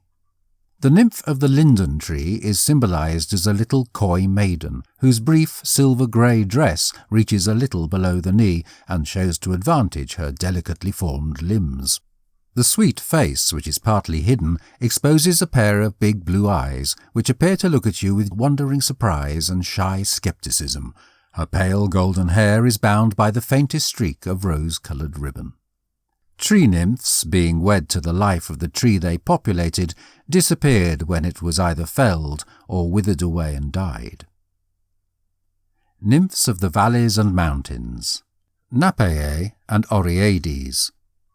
The Napæae were the kind and gentle nymphs of the valleys and glens who appear in the train of Artemis. They are symbolized as lovely maidens with short tunics, which, reaching only to the knee, do not hamper their swift and elegant movements in the exercise of the chase. Their pale brown hair is attached in a knot at the back of the head, whence a few stray curls escape over their shoulders. The Napæae are shy as fawns and quite as frolicsome. The Oreades, or mountain nymphs, who are the principal and constant companions of Artemis, are proud, graceful maidens attired as huntresses. They are ardent followers of the chase, and spare neither the gentle deer nor the timid hare, nor undoubtedly any animal they meet with in their rapid passage. Wherever their wild hunt goes, the shy Napæae are symbolized as hiding behind the leaves, while their favourites, the fawns, kneel tremblingly next to them, looking up beseechingly for security from the wild huntresses, and even the strong satyrs dart away at their approach and seek safety in flight. There is a common misconception connected with one of these mountain nymphs, the regretted Echo. She became enamoured of a lovely youth called Narcissus, a child of the river god Cephissus, who, though, failed to return her love, which so grieved her that she gradually pined away, becoming a mere shadow of her previous self, till at length nothing remained of her other than her voice, which henceforth gave back with unerring fidelity every sound that was said in the hills and dales. Narcissus himself also met an unhappy fate, for Aphrodite punished him by causing him to fall for his own image, which he caught sight of in a neighbouring spring, whereupon, taken with unrequited love, he ran away, and became the flower which bears his name. The Limoniades, or meadow nymphs, look like the Naiades, and are generally symbolized dancing hand in hand in a circle. The Hyades, who in appearance are somewhat comparable to the Oceanides, are cloudy divinities, and, from the simple fact of their being invariably accompanied by rain, are symbolized as constantly weeping. The Meliades are the nymphs who preside over fruit trees. Before concluding this subject, attention needs to be drawn to the fact that, in more modern times, this lovely idea of animating all nature in detail lives on in numerous local traditions extant in different countries. Thus do the Oceanides and Nereides live again in the mermaids, whose existence is still believed in by some sailors, while the flower and meadow nymphs have assumed the shape of those small elves and fairies who were formerly believed to hold their midnight revels in every wood and on every common. Indeed, even in the present day, some Irish country folks, specifically in the West, strongly believe in the existence of fairies, or the little people, as they're called. The winds. According to the oldest accounts, Aeolus was a king of the Aeolian Islands, to whom Zeus gave the command of the winds, which he kept shut up in a deep cave, and which he released at his pleasure or at the command of the gods. In later times, the above belief went through a change, and the winds were considered as unique divinities, whose aspect accorded with the particular winds with which they were identified. They were illustrated as winged youths flying vigorously through the air. The primary winds were Boreas, the north wind, Eurus, the east wind, Zephyrus, the west wind, and Notus, the south wind, who were said to be the children of Eos and Astraeus. There are no myths of interest connected with these divinities. Zephyrus was united with Chloris, plants, the goddess of flowers. Of Boreas it is related that while flying over the river Ilissus, he witnessed on the banks Oreithia, the lovely daughter of Erechtheus, king of Athens, whom he carried off to his native Thrace, and there made her his bride. Boreas and Oreithia were the father and mother of Zetes and Calais, later on famous in the expedition of the Argonauts. There was an altar erected at Athens in honour of Boreas, in commemoration of his having wrecked the Persian fleet sent out to assault the Greeks. On the Acropolis at Athens there was a celebrated octagonal temple built by Pericles, which was dedicated to the winds, and on its side were their different representations. The ruins of the temple are still to be seen. Pan, Faunus. Pan was the god of fertility and the special patron of shepherds and huntsmen. He presided over all rural occupations, was chief of the satyrs, and head of all rural divinities. According to popular belief, he was the son of Hermes and a wood nymph, and entered the world with horns sprouting from his forehead, a goat's beard, and a crooked nose, pointed ears, and the tail and feet of a goat, and presented altogether so repulsive an appearance that, at the sight of him, his mother left in dismay.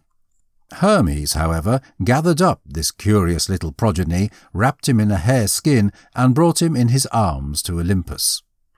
The monstrous form and merry shenanigans of the little stranger made him a great favourite with all of the immortals, specifically Dionysus, and they bestowed upon him the name of Pan, all, as he had thrilled them all.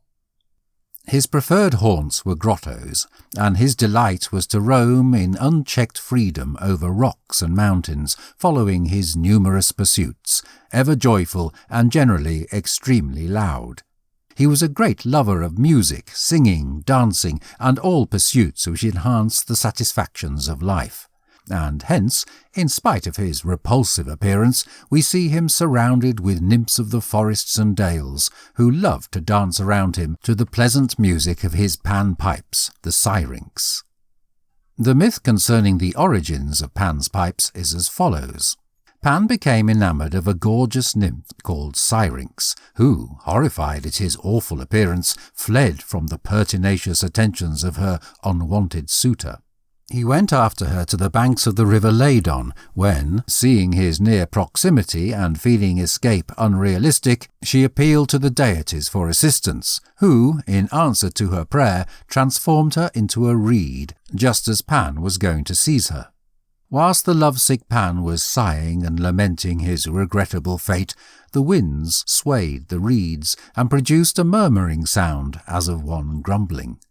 Charmed with the relaxing tones, he endeavoured to reproduce them himself, and after cutting 7 of the reeds to unequal lengths, he joined them together and successfully created his pipes, which he called the syrinx in memory of his lost love. Pan was considered by shepherds their most valiant protector, safeguarding their flocks from the attacks of wolves. The shepherds of these early times, having no pens for their animals, were in the routine of gathering together their flocks in mountain caverns to protect them against the inclemency of the weather and also to protect them during the night against the attacks of wild animals. For that reason, these caverns, which were very numerous in the mountain districts of Arcadia, Boeotia, etc., were all consecrated to Pan. As it is traditional in all tropical environments to rest during the heat of the day, Pan is symbolized as greatly enjoying his afternoon sleep in the cool shelter of a tree or cave, and also as being highly displeased at any sound which disturbs his rest, for which reason the shepherds were always particularly mindful to keep unbroken silence during these hours, while they themselves enjoyed a peaceful siesta. Pan was equally important to huntsmen, being himself a great lover of the woods, which gave his cheerful and active personality full scope, and in which he loved to range at will. He was considered the patron of the chase, and rural sportsmen, returning from an unsuccessful day's sport, in token of their displeasure, beat a wooden image of Pan, which always occupied a prominent spot in their homes. All unexpected and unaccountable noises which startled visitors in lonesome places were credited to Pan, who possessed a frightful and most discordant voice, hence the term panic, terror, to indicate sudden fear. The Athenians ascribed their triumph at Marathon to the alarm which he created among the Persians by his terrible voice. Pan was talented with the power of prophecy, which he is said to have imparted to Apollo, and he had a well-known and extremely old oracle in Arcadia, in which state he was more specifically worshipped. The artists of later times have rather toned down the original, very unsightly conception of Pan, as above described, and merely represent him as a young man, hardened by direct exposure to all weather conditions which a rural life necessitates, and bearing in his hand the shepherd's crook and syrinx, these being his usual characteristics, whilst little horns jab from his forehead. He is either undraped or wearing only a light cloak called the chlamys. The normal offerings to Pan were milk and honey in shepherd's bowls. Cows, lambs and rams were also sacrificed to him. After the introduction of Pan into the praise of Dionysus, we become aware of some little Pans, Panisci, who are sometimes confounded with the satyrs. Faunus. The Romans had an old Italian divinity called Faunus, who, as the god of shepherds, was related to the Greek Pan and symbolized in a similar manner. Faunus is regularly called Inuus, or the fertilizer, and Lupercus, or someone who wards off wolves. Like Pan, he had the gift of prophecy, and was the administering spirit of the woods and fields. He also shared with his Greek prototype a tendency to alarm wanderers in lonely places. Bad dreams and evil apparitions were attributed to Faunus, and he was believed to enter homes stealthily at night for this purpose. Fauna was the spouse of Faunus and participated in his activities. The Satyrs. The Satyrs were a race of woodland spirits, who obviously personified the free, wild and untrammelled life of the forest. Their appearance was both grotesque and repulsive. They had flat, broad noses, pointed ears, and little horns growing from their foreheads, a rough, shaggy skin, and little goats' tails. They led a life of enjoyment and debauchery, followed the chase, revelled in every description of wild music and dancing, were awful wine-bibbers, and were addicted to the deep slumbers which follow heavy potations. They were no less feared by mortals than by the mild forest nymphs, who always avoided their coarse, rough sports. The satyrs were conspicuous figures in the train of Dionysus, and, as we have seen, Silenus, their chief, was tutor to the wine god. The older satyrs were referred to as Silens, and are symbolized in antique sculpture as more nearly approaching the human shape. In addition to the common satyrs, artists delighted in portraying little satyrs, young imps, romping about the woods in a wonderful variety of droll attitudes. These little fellows significantly resemble their friends and companions, the Panisci. In rural districts it was traditional for the shepherds and peasants who went to the festivals of Dionysus to dress themselves in the skins of goats and other animals, and, under this disguise, they permitted themselves all types of playful tricks and excesses, to which circumstance the conception of the satyrs is by some authorities attributed. In ancient Rome, the old Italian wood divinities, the Fauns, who had goat's feet and all other characteristics of the satyrs, considerably exaggerated, were identified with them. Priapus. Priapus, the child of Dionysus and Aphrodite, was considered the god of fruitfulness, the protector of flocks, sheep, goats, bees, the fruit of the vine, and all garden produce. His statues, which were set up in gardens and vineyards, acted not only as objects of praise, but also as scarecrows, the appearance of the god being particularly repulsive and unsightly. These statues were formed of wood or stone, and from the hips downwards were only impolite columns. They represent him as having a red and really ugly face. He bears in his hand a pruning knife, and his head is crowned with a wreath of vine and laurel. He usually carries fruit in his garments, or a cornucopia in his hand, always, however, maintaining his singularly revolting element. It's said that Hera, wanting to punish Aphrodite, sent her this misshapen and unattractive son, and that when he was born, his mother was so frightened at the sight of him that she ordered him to be exposed on the mountains, where he was found by some shepherds who, taking pity on him, saved his life. This divinity was primarily worshipped at Lampsacus, his birthplace. Asses were sacrificed to him, and he got the first fruits of the fields and gardens, with a libation of milk and honey. The praise of Priapus was introduced into ancient Rome at the same time as that of Aphrodite, and was identified with a native Italian divinity called Mutunus. Asclepius. Aesculapius. Asclepius, the god of the healing art, was the child of Apollo and the nymph Coronis. He was educated by the noble centaur Chiron, who advised him in all knowledge, but more particularly in that of the properties of herbs. Asclepius identified the hidden powers of plants and found cures for the numerous illnesses which affect the human body.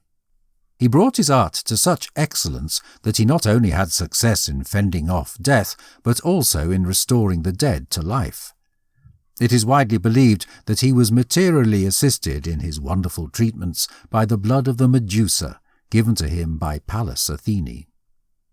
It is well to observe that the shrines of this divinity, which were generally built in healthy spots, on hills outside the town, or near wells which were believed to have healing powers, offered at the exact same time means of remedy for the ill and suffering, hence combining spiritual with hygienic influences. It was the tradition for the sufferer to sleep in the temple, when, if he had been earnest in his devotions, Asclepius appeared to him in a dream, and revealed the means to be employed for the treatment of his ailment. On the walls of these temples were hung tablets, inscribed by the different pilgrims with the details of their conditions, the solutions practised, and the treatments worked by the god, a custom certainly productive of most helpful actual results. Groves, temples and altars were dedicated to Asclepius in many parts of ancient Greece, but Epidaurus, the chief seat of his worship, where certainly it's said to have begun, contained his primary temple, which served at the same time as a healthcare facility. The statue of Asclepius in the temple at Epidaurus was made of ivory and gold, and symbolized him as an old man with a complete beard, leaning on a staff, round which a serpent is climbing. The snake was the distinguishing sign of the divinity, partly since these reptiles were considerably used by the ancients in the remedy of diseases, and partly because the prudence and knowledge of the serpent were considered vital to the aspiring physician. His normal attributes are a staff, a bowl, a bunch of herbs, a pineapple, a pet dog, and a snake. His children inherited, typically, the prominent skills of their father. Two of his sons, Machaon and Podalirius, accompanied Agamemnon to the Trojan War, in which expedition they ended up being renowned not only as army heroes but also as expert physicians. Their sisters Hygeia, health, and Remedy, all healing, had temples dedicated to them and received divine honours. The role of Hygeia was to maintain the health of the community, which great true blessing was supposed to be brought by her as a direct and beneficent gift from the gods. Aesculapius. The worship of Aesculapius was introduced into ancient Rome from Epidaurus, whence the statue of the god of healing was brought at the time of a great plague. Grateful for their deliverance from this affliction, the Romans set up a temple in his honour on an island near the mouth of the Tiber. Chapter 8. Specific deities from Roman beliefs. Janus. From the earliest times, Janus was related to by the Romans with the utmost affection and veneration, as a divinity who ranked only second to Jupiter himself, and through whom all prayers and petitions were transferred to the other gods. He was believed to preside over the first day of anything. Hence it was he who inaugurated the years, months, and seasons, and in course of time was considered as especially protecting the first days in any human business. The great importance which the Romans connected to an auspicious start, as adding to the ultimate success of a business, represent the high estimate in which Janus was held as the god of beginnings. This divinity would appear to have been the ancient sun god of the Italian tribes, in which capacity he opens and closes the gateways of heaven early each morning and evening. Hence he was considered the doorkeeper of paradise, and also as the administering divine being over all gates, entryways, etc. on earth. The fact of his being the god of city gates, which were referred to as Jani after him, is ascribed, however, to the following myth. After the kidnapping of their women by the Romans, the Sabines, in revenge, invaded the Roman state and were about to enter the gateways of the city when suddenly a hot sulphur spring, which was believed to have been sent by Janus for their special conservation, gushed forth from the earth and halted the advance of the enemy. In his character as defender of gates and doors, he was also considered as a safeguarding deity of the home, for which reason little shrines were erected to him over the doors of homes, which contained a picture of the god having two faces. Janus possessed no temples in the common acceptance of the word, but all the gateways of cities were dedicated to him. Near the Forum of ancient Rome stood the so-called Temple of Janus, which, however, was only an arched passage near massive gates. This temple was opened only in time of war, as it was presumed that the god had then taken his departure with the Roman army, over whose welfare he personally administered. It deserves notice, as an evidence of the large number of wars in which the Romans were engaged, that the gateways of this sanctuary were only closed 3 times throughout 700 years. As the god who introduces the new year, the first month was named after him, and on the 1st of January his most vital festival was celebrated, on which occasion all entrances of public and private structures were embellished with laurel branches and garlands of flowers. His sacrifices, consisting of cakes, red wine and barley, were offered to him at the beginning of each month, and before sacrificing to the other deities his name was always invoked and a libation poured out to him. Janus is usually symbolized with 2 faces. In his special function as doorkeeper of paradise, he stands erect, bearing a key in one hand and a rod or sceptre in the other. It is supposed that Janus was the oldest king of Italy, who, during his life, governed his subjects with such knowledge and skill that in appreciation for the advantages conferred upon them, his people deified him after death and placed him in the primary rank among their divinities. We have already seen in the history of Cronus that Saturn, who was identified with the Greek Cronus, god of time, was the friend and associate of Janus.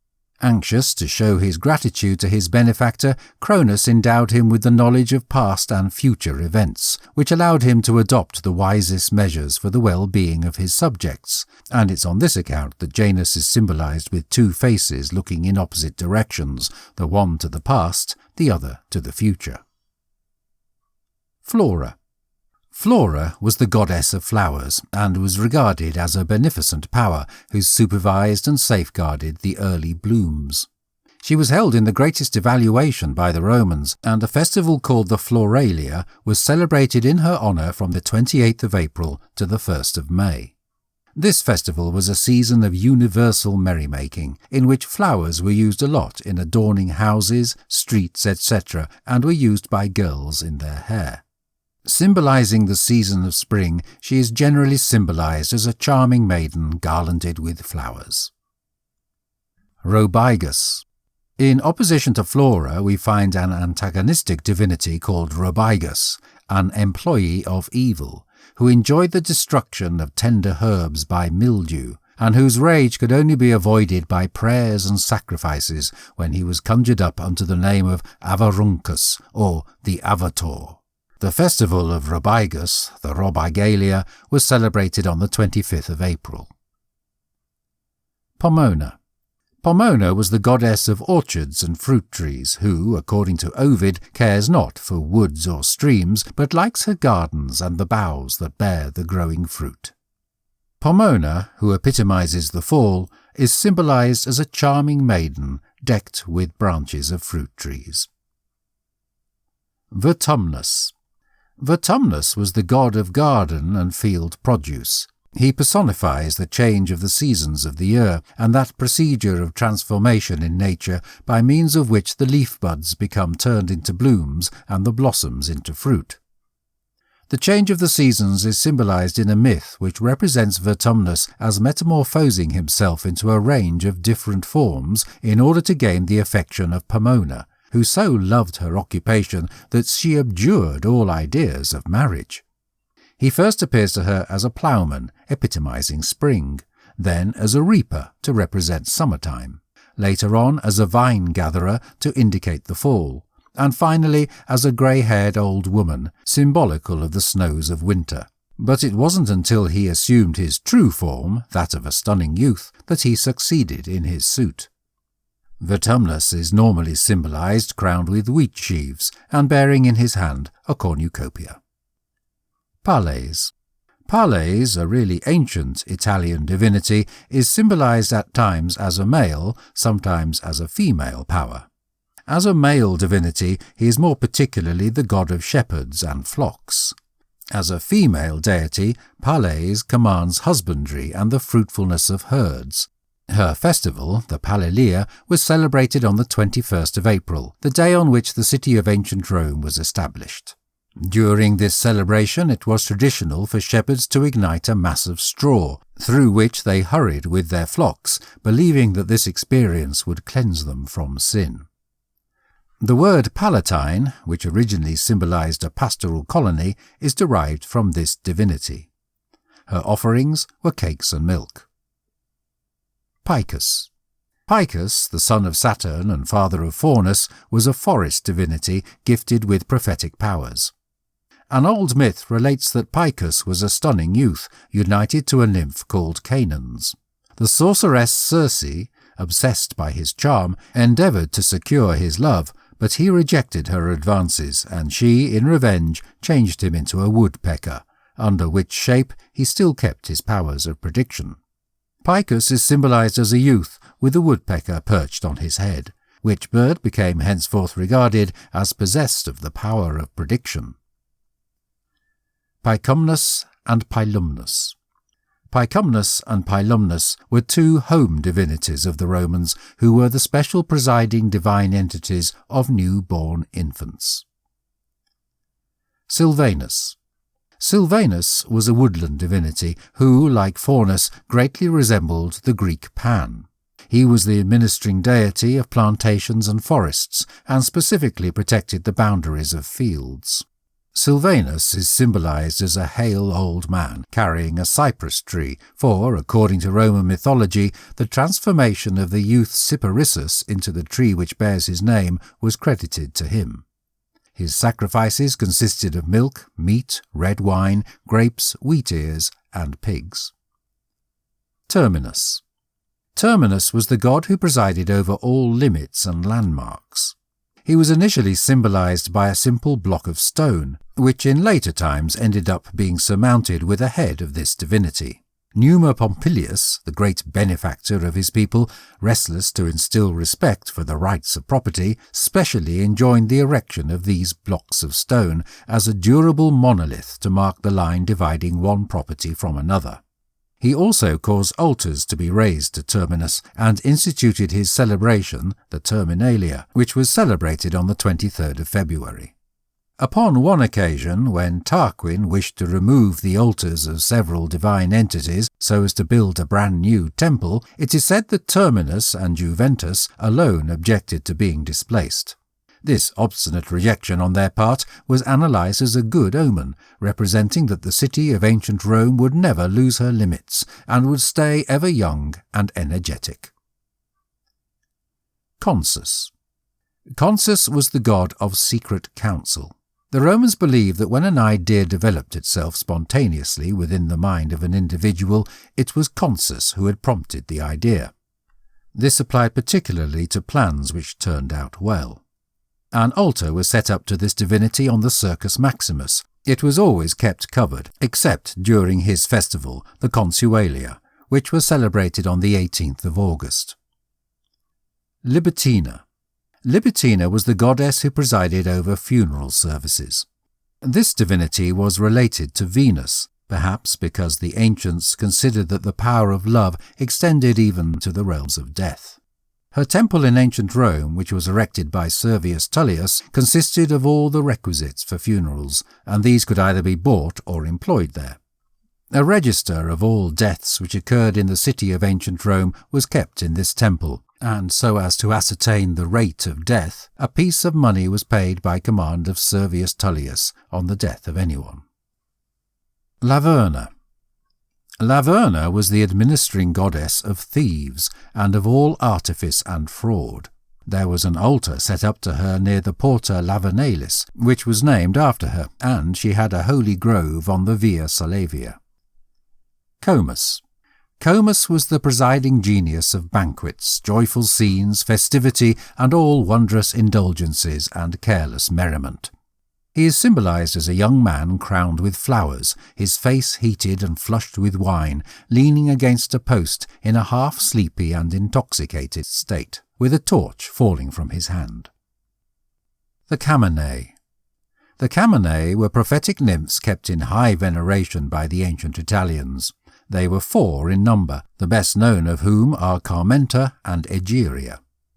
Carmenta was celebrated as being the mother of Evander, who led an Arcadian group into Italy and founded a town on the river Tiber, which became afterwards integrated with the city of ancient Rome.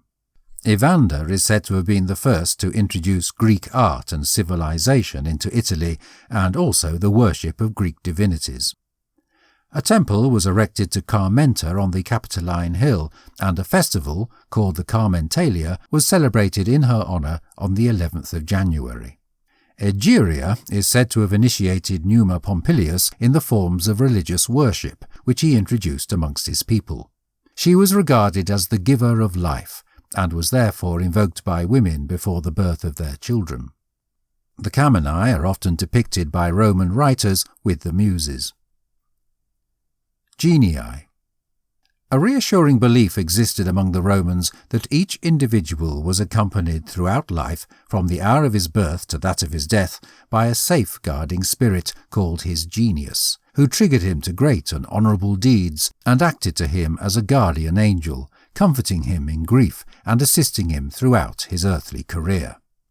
In the course of time, a second genius was believed to exist of an evil nature, who, as the provoker of all wrongdoing, was ever at war with the beneficent genius, and on the solution of the dispute between these antagonistic influences depended the fate of the individual. The genii were portrayed as winged beings, significantly resembling our modern representations of guardian angels. Every state, town or city, and also every man, possessed its special genius. The sacrifices to the genii included wine, cakes, and incense, which were offered to them on birthdays. The genius which directed a woman was called, after the Queen of Paradise, Juno. Amongst the Greeks, entities called daemons were considered as working out similar functions to those of the Roman genii. They were believed to be the spirits of the righteous race which existed in the Golden Age, who monitored mankind, carrying their prayers to the gods and the gifts of the deities to them. Manes. Lemures, larvae, and lares. The manes were the spirits of the departed, and were of 2 kinds, viz., lemures, or larvae, and lares.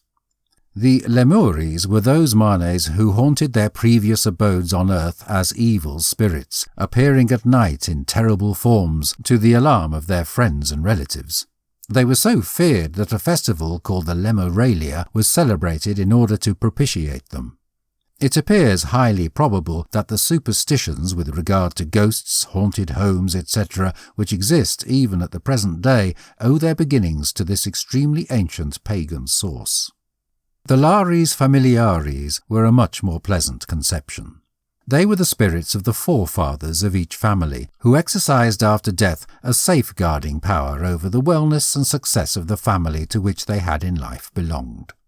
The place of honour beside the hearth was occupied by the statue of the lar of the home, who was supposed to have been the founder of the family. This statue was an item of profound veneration and was honoured on all occasions by every family member. A part of each meal was laid before it, and it was actually believed to take an active part in all family affairs and domestic events, whether of a sad or happy nature. Just before starting on any expedition, the master of the house saluted the statue of the lar, and on his return a solemn thanksgiving was offered to this, the administering divine being of his hearth and home, in grateful recognition of his protection. Whereupon the statue was crowned with garlands of flowers, these being the preferred offerings to the lares on all occasions of especial family rejoicing.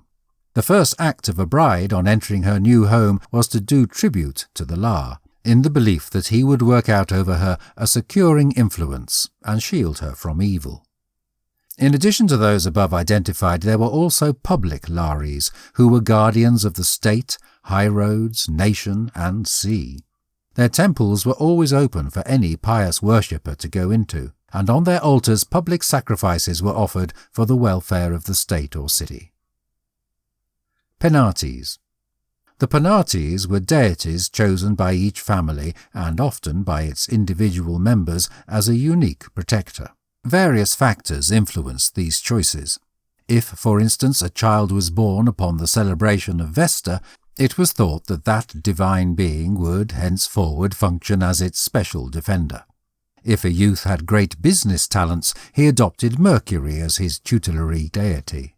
Should he, on the other hand, develop a passion for music, Apollo was picked as his patron god, etc. These became considered special divinities of the family. Small images of them adorned the surroundings of the hearth, and honours similar to those paid to the Lares were accorded to them. Just as there were public Lares, so there were public Penates, which were worshipped by the Roman people in the shape of two vibrant warriors, who in later times were regarded as similar to Castor and Pollux. They are generally symbolized on horseback, with conical caps on their heads and bearing long spears in their hands. Chapter 9. Temple Worship. Temples. In very remote times, the Greeks had no shrines or sanctuaries dedicated to public worship, but performed their devotions beneath the vast and boundless canopy of paradise, in the great temple of nature itself.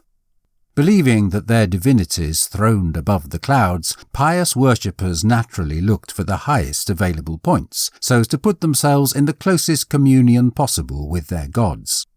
For this reason, the peaks of high mountains were selected for devotional purposes, and the more exalted the rank and value of the divinity conjured up, the more elevated was the site selected for her or his praise.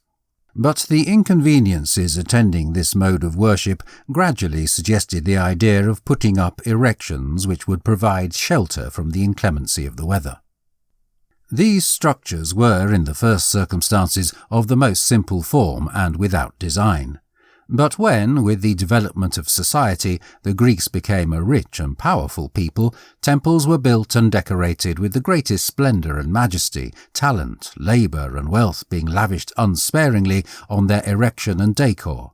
So solidly were they constructed that some of them have, to a particular level, stood up to the ravages of time. The city of Athens, specifically, incorporates numerous remains of these buildings of antiquity. On the Acropolis we might still behold, among other monuments of ancient art, the temple of Athene Polias, and that of Theseus, the latter being the best preserved ancient edifice in the world. In the Isle of Delos also are to be seen the ruins of the temples of Apollo and Artemis, both of which are in a terrific state of conservation. These ruins are most important, being sufficiently complete to enable us to study, with their help, the strategy and character of the original structure. Amongst the Lacedaemonians, though, we find no vestiges of these magnificent temples, for they were specially advised by a law of Lycurgus to serve the deities with as little investment as possible. When the great lawgiver was asked the reason for this injunction, he replied that the Lacedaemonians, being a bad nation, may otherwise abstain entirely from the observance of their spiritual tasks, and carefully added that magnificent buildings and pricey sacrifices were not so pleasing to the gods as the true piety and unfeigned commitment of their worshippers. The most ancient temples known to us served a double purpose. They were not only consecrated to the service of the gods, but were at the same time age-old monoliths in honour of the dead. Thus, for example, the temple of Pallas Athene, in the city of Larissa, worked as the sepulchre of Acrisius, and the castle at Athens received the ashes of Cecrops, creator of the city. A temple was often dedicated to two or more gods, and was always built after the manner considered most acceptable to the specific divinities to whom it was consecrated. For just as trees, birds, and animals of every description were held to be sacred to certain divine entities, so nearly every god had a shape or form of structure strange to himself, which was considered more acceptable to him than any other. Thus, the Doric style of architecture was sacred to Zeus, Ares and Heracles, the Ionic to Apollo, Artemis and Dionysus, and the Corinthian to Hestia. In the porch of the temple stood a vessel of stone or brass containing holy water, which had been consecrated by putting into it a burning torch drawn from the altar, with which all those admitted to participate in the sacrifices were besprinkled. In the inmost recess of the sanctuary was the most sacred part, which none but the priests were suffered to go into. Temples in the countryside were generally surrounded with groves of trees. The solitude of these shady retreats naturally tended to influence the worshipper with awe and respect, added to which the wonderful shade and coolness provided by high leafy trees was much appreciated in hot climates. Undoubtedly, so general did this custom of building temples in groves become, that all spots committed to holy purposes, even where no trees existed, were referred to as groves. That this practice must be of extremely remote antiquity is proved by the scriptural injunction taking for its subject the separation of the Jews from all idolatrous practices. "Thou shalt not plant thee a grove of trees near unto the altar of the Lord thy God." Statues. The Greeks worshipped their deities without any visible representations of them until the time of Cecrops. The most ancient of these representations included square blocks of stone, upon which the name of the deity intended to be symbolized was etched.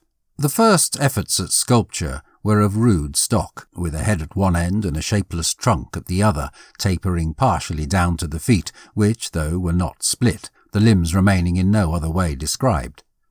That being said, the artists of later times committed all their genius to the successful production of the greatest ideals of their gods, some of which are maintained to this day and are regarded as examples of purest art.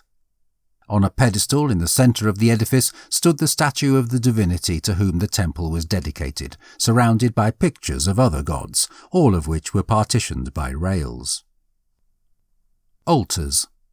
The altar in a Greek temple, which stood in the centre of the building and in front of the statue of the administering divine being, was usually of a circular form and constructed of stone. It was customary to engrave upon it the name or distinguishing symbol of the divinity to whom it was devoted, and it was held so sacred that if any malefactor fled to it, his life was safe from his pursuers, and it was considered one of the greatest acts of sacrilege to remove him from this asylum. The most ancient altars were decorated with horns, which in previous times were emblems of power and dignity, as wealth, and as a result importance, consisted amongst most primitive countries in flocks and herds. In addition to those put up in places of public worship, altars were often raised in groves, on highways, or in the marketplace of cities. The deities of the lower world had no altars whatever, ditches or trenches being dug for the reception of the blood of the sacrifices offered to them.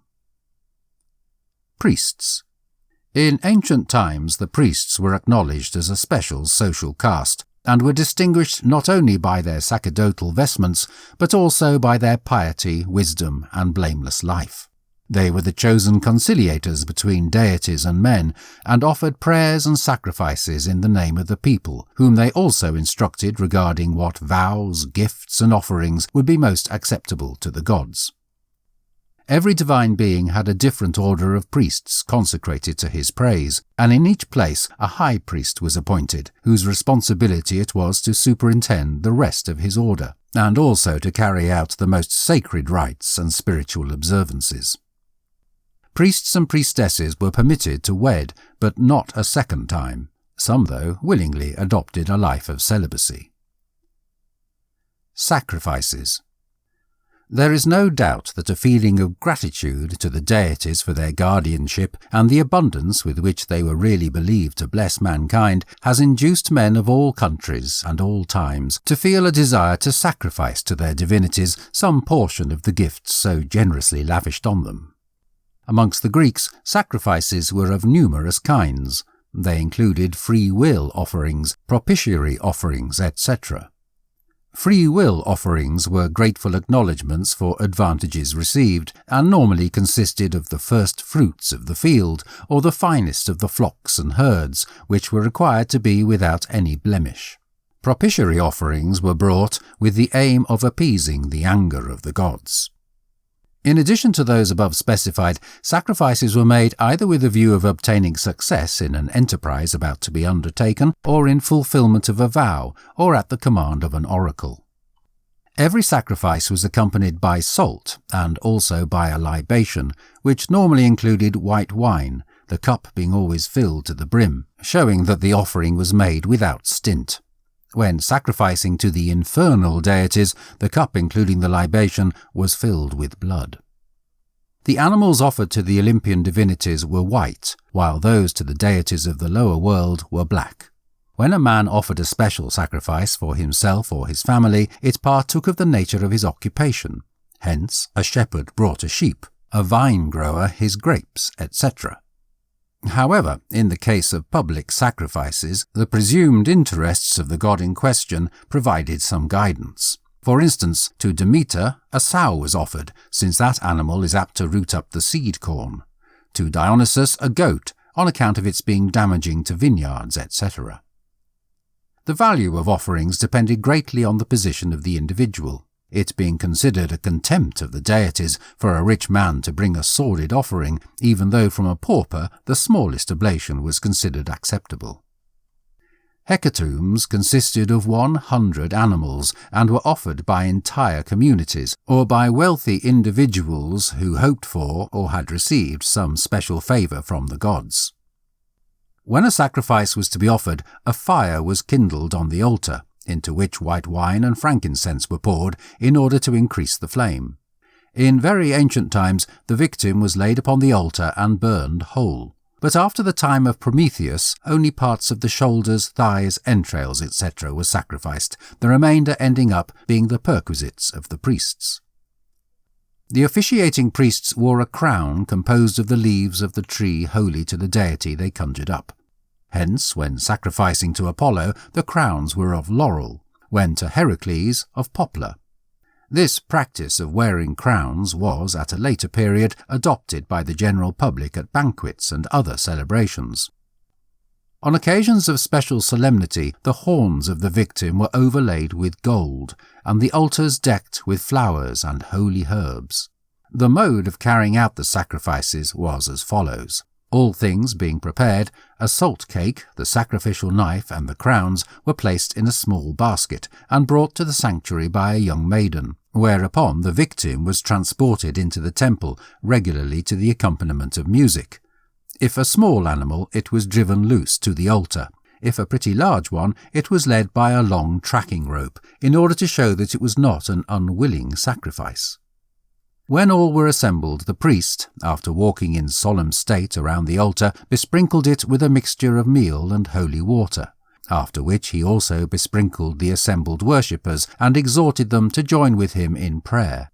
The service being ended, the priest initially tasted the libation, and, after causing the parish to do the like, put the rest between the horns of the victim, after which frankincense was strewn upon the altar, and a portion of the meal and water poured on the animal, which was then killed. If by any chance the victim escaped the stroke, or ended up being in any way agitated, it was regarded as an evil prophecy. If, on the contrary, it ended without a struggle, it was considered auspicious. At the sacrifices to the aerial divinities, music was added, while dances were performed around the altar and holy hymns sung. These hymns were normally composed in honour of the gods, and included an account of their popular actions, their clemency and beneficence, and the gifts bestowed by them on mankind. In conclusion, the deities were conjured up for a continuation of their favour, and when the service was ended, a banquet was held. Oracles. The desire to permeate the dark veil of the future, and consequently to avoid, if possible, any threat, has animated mankind through all the ages of the world.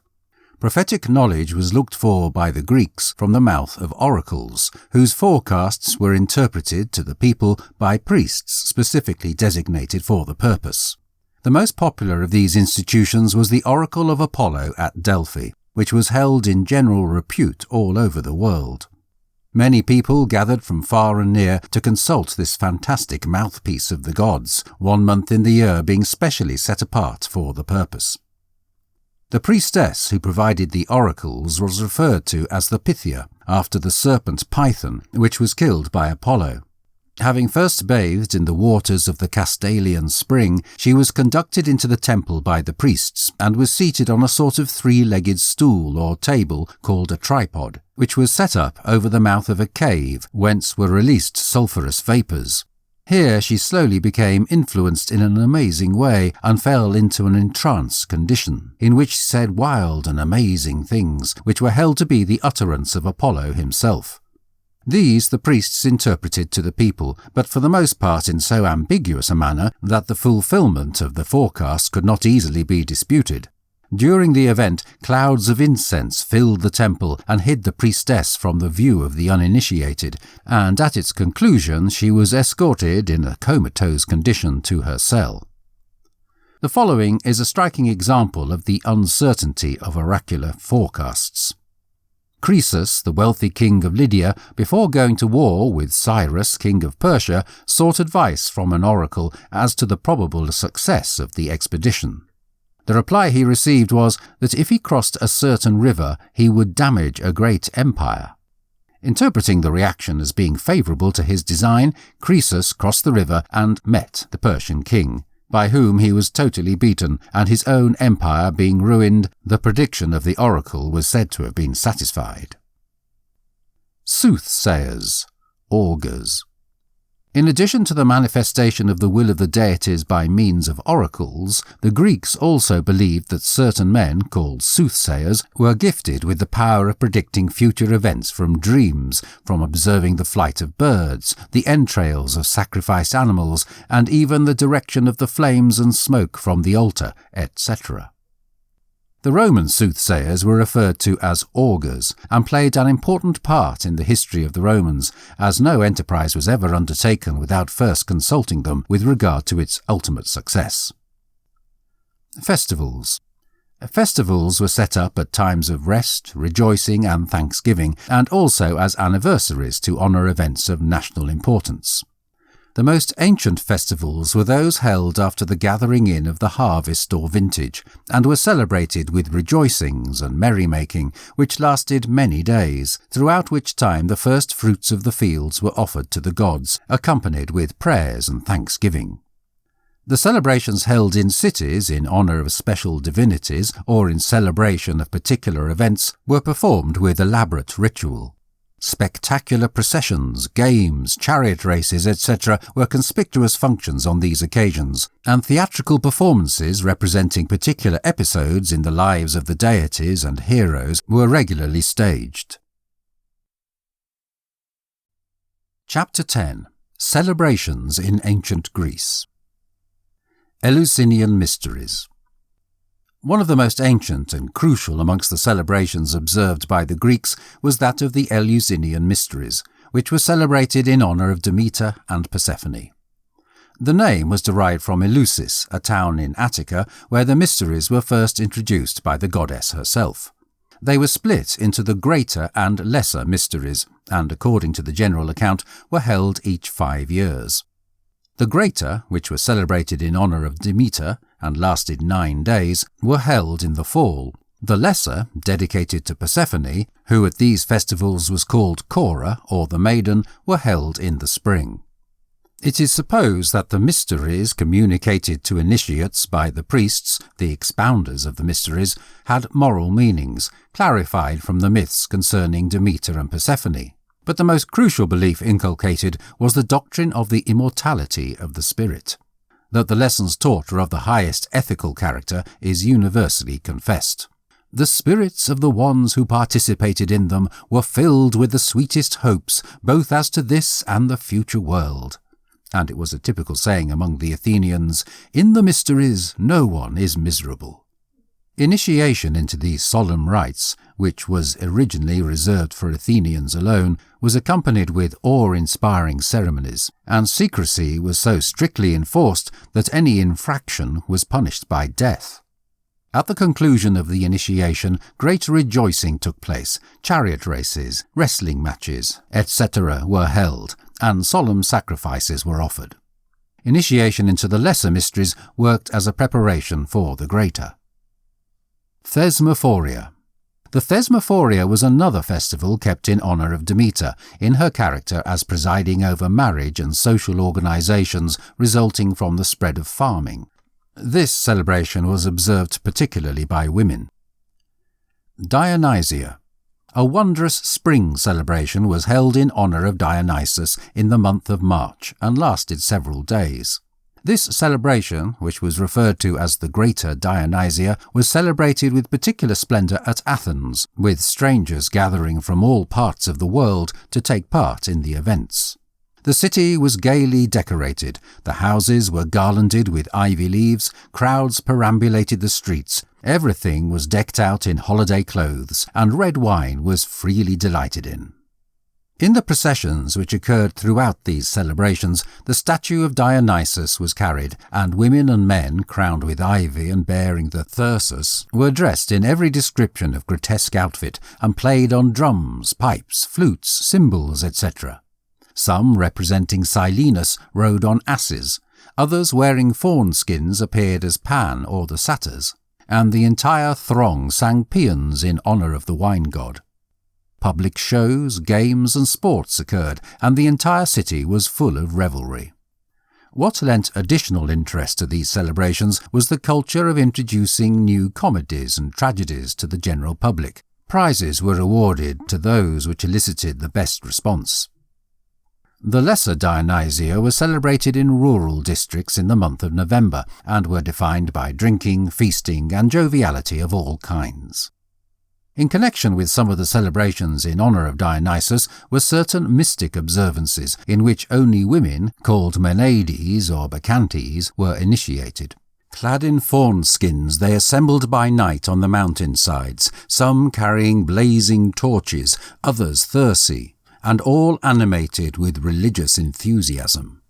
They yelled, clapped their hands, danced wildly, and worked themselves up to such a pitch of excitement and fury that in their mad craze they tore to pieces the animal brought as a sacrifice to Dionysus. Under the name of Bacchanalia, these mystic rites were introduced into ancient Rome, where men also were permitted to participate in them.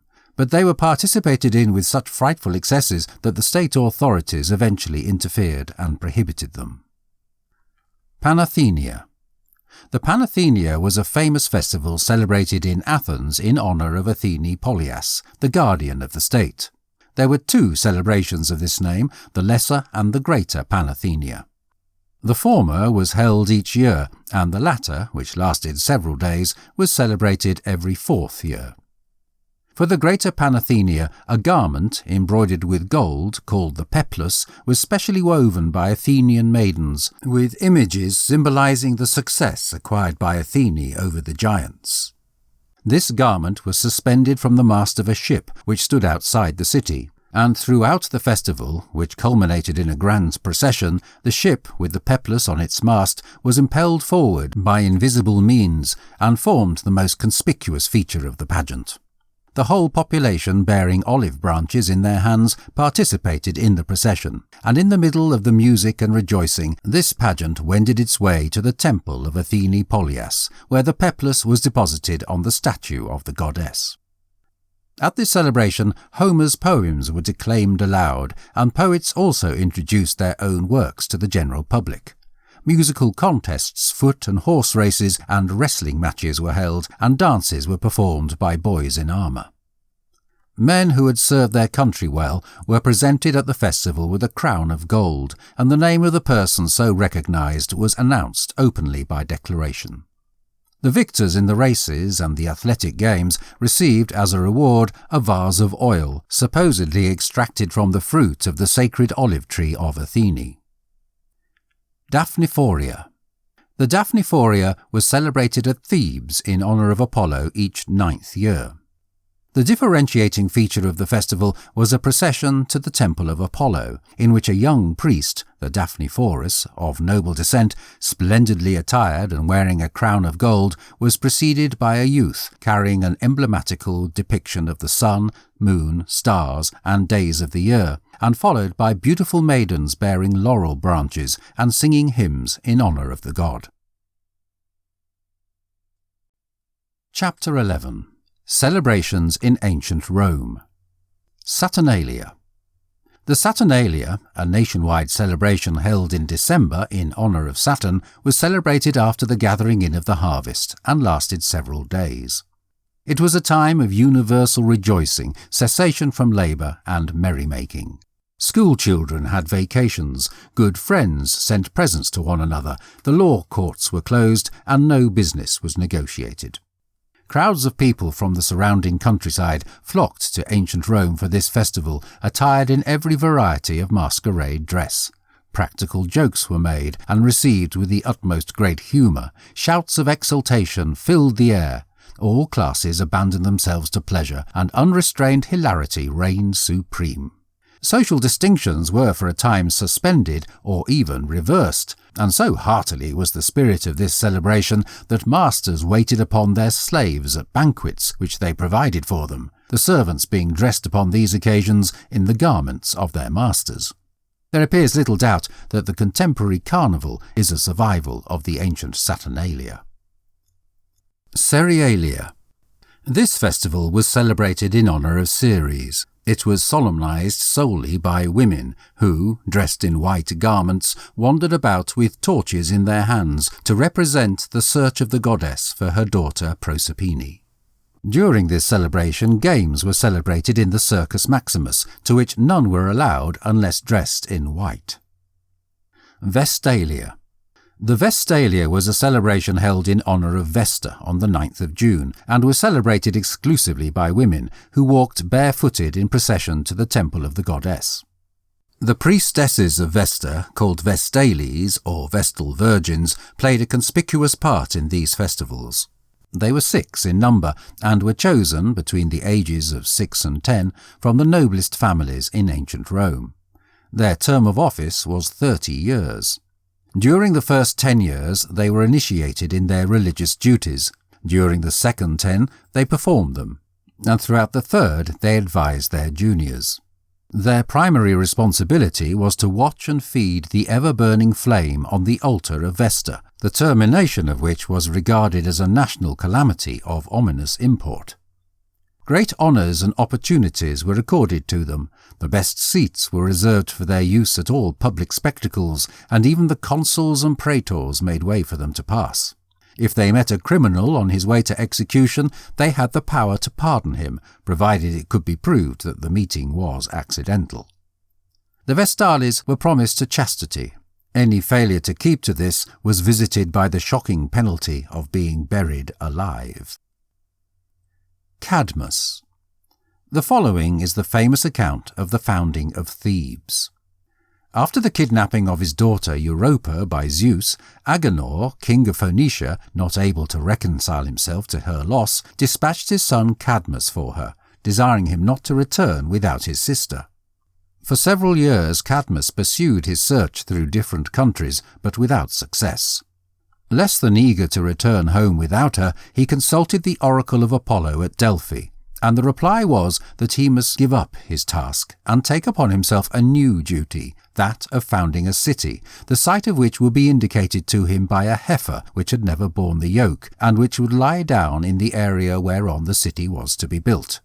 Scarcely had Cadmus left the sacred shrine when he observed a heifer who bore no marks of bondage on her neck moseying along in front of him.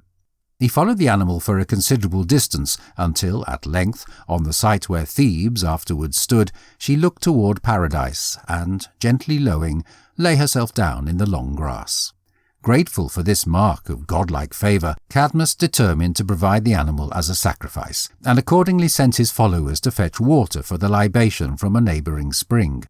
This spring, which was sacred to Ares, was situated in a wood and protected by a powerful dragon, which, on being disturbed by the retainers of Cadmus, all of a sudden struck and killed them. After waiting a while for the return of his servants, Cadmus grew impatient, and quickly equipping himself with his lance and spear, set out to seek them. On reaching the spot, the mangled remains of his unfortunate followers met his view, and near them he saw the frightful monster dripping with the blood of his victims. Taking a substantial rock, the hero hurled it with all his might at the dragon, but, protected by his tough black skin and steely scales as by a coat of mail, he remained unharmed. Cadmus now tried his lance, and with more success, for it pierced the side of the beast, who, furious with pain, sprang at his foe. Cadmus, jumping aside, managed to fix the point of his spear within its jaws, which last stroke put an end to the encounter. While Cadmus stood surveying his vanquished foe, Pallas Athene appeared to him and commanded him to sow the teeth of the dead dragon in the ground. He obeyed, and out of the furrows there arose a band of armed men, who at the same time began to fight with one another, till all but 5 were killed. These last surviving warriors made peace with each other, and it was with their help that Cadmus now built the famous city of Thebes. In later times the noblest Theban families proudly claimed their descent from these magnificent earthborn warriors. Ares raged when he found that Cadmus had killed his dragon, and would have killed him had not Zeus interfered and induced him to reduce his punishment to that of bearing a yoke for the term of 8 years. At the end of that time, the god of war was reconciled with Cadmus, and, in token of his forgiveness, bestowed on him the hand of his daughter Harmonia in marriage.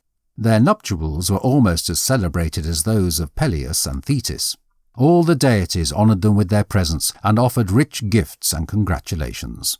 Cadmus himself presented his lovely bride with a magnificent necklace fashioned by Hephaestus, which, however, after the death of Harmonia, always proved fatal to its wearer. The children of Cadmus and Harmonia were 1 son, Polydorus, and 4 daughters, Autonoe, Ino, Semele, and Agave.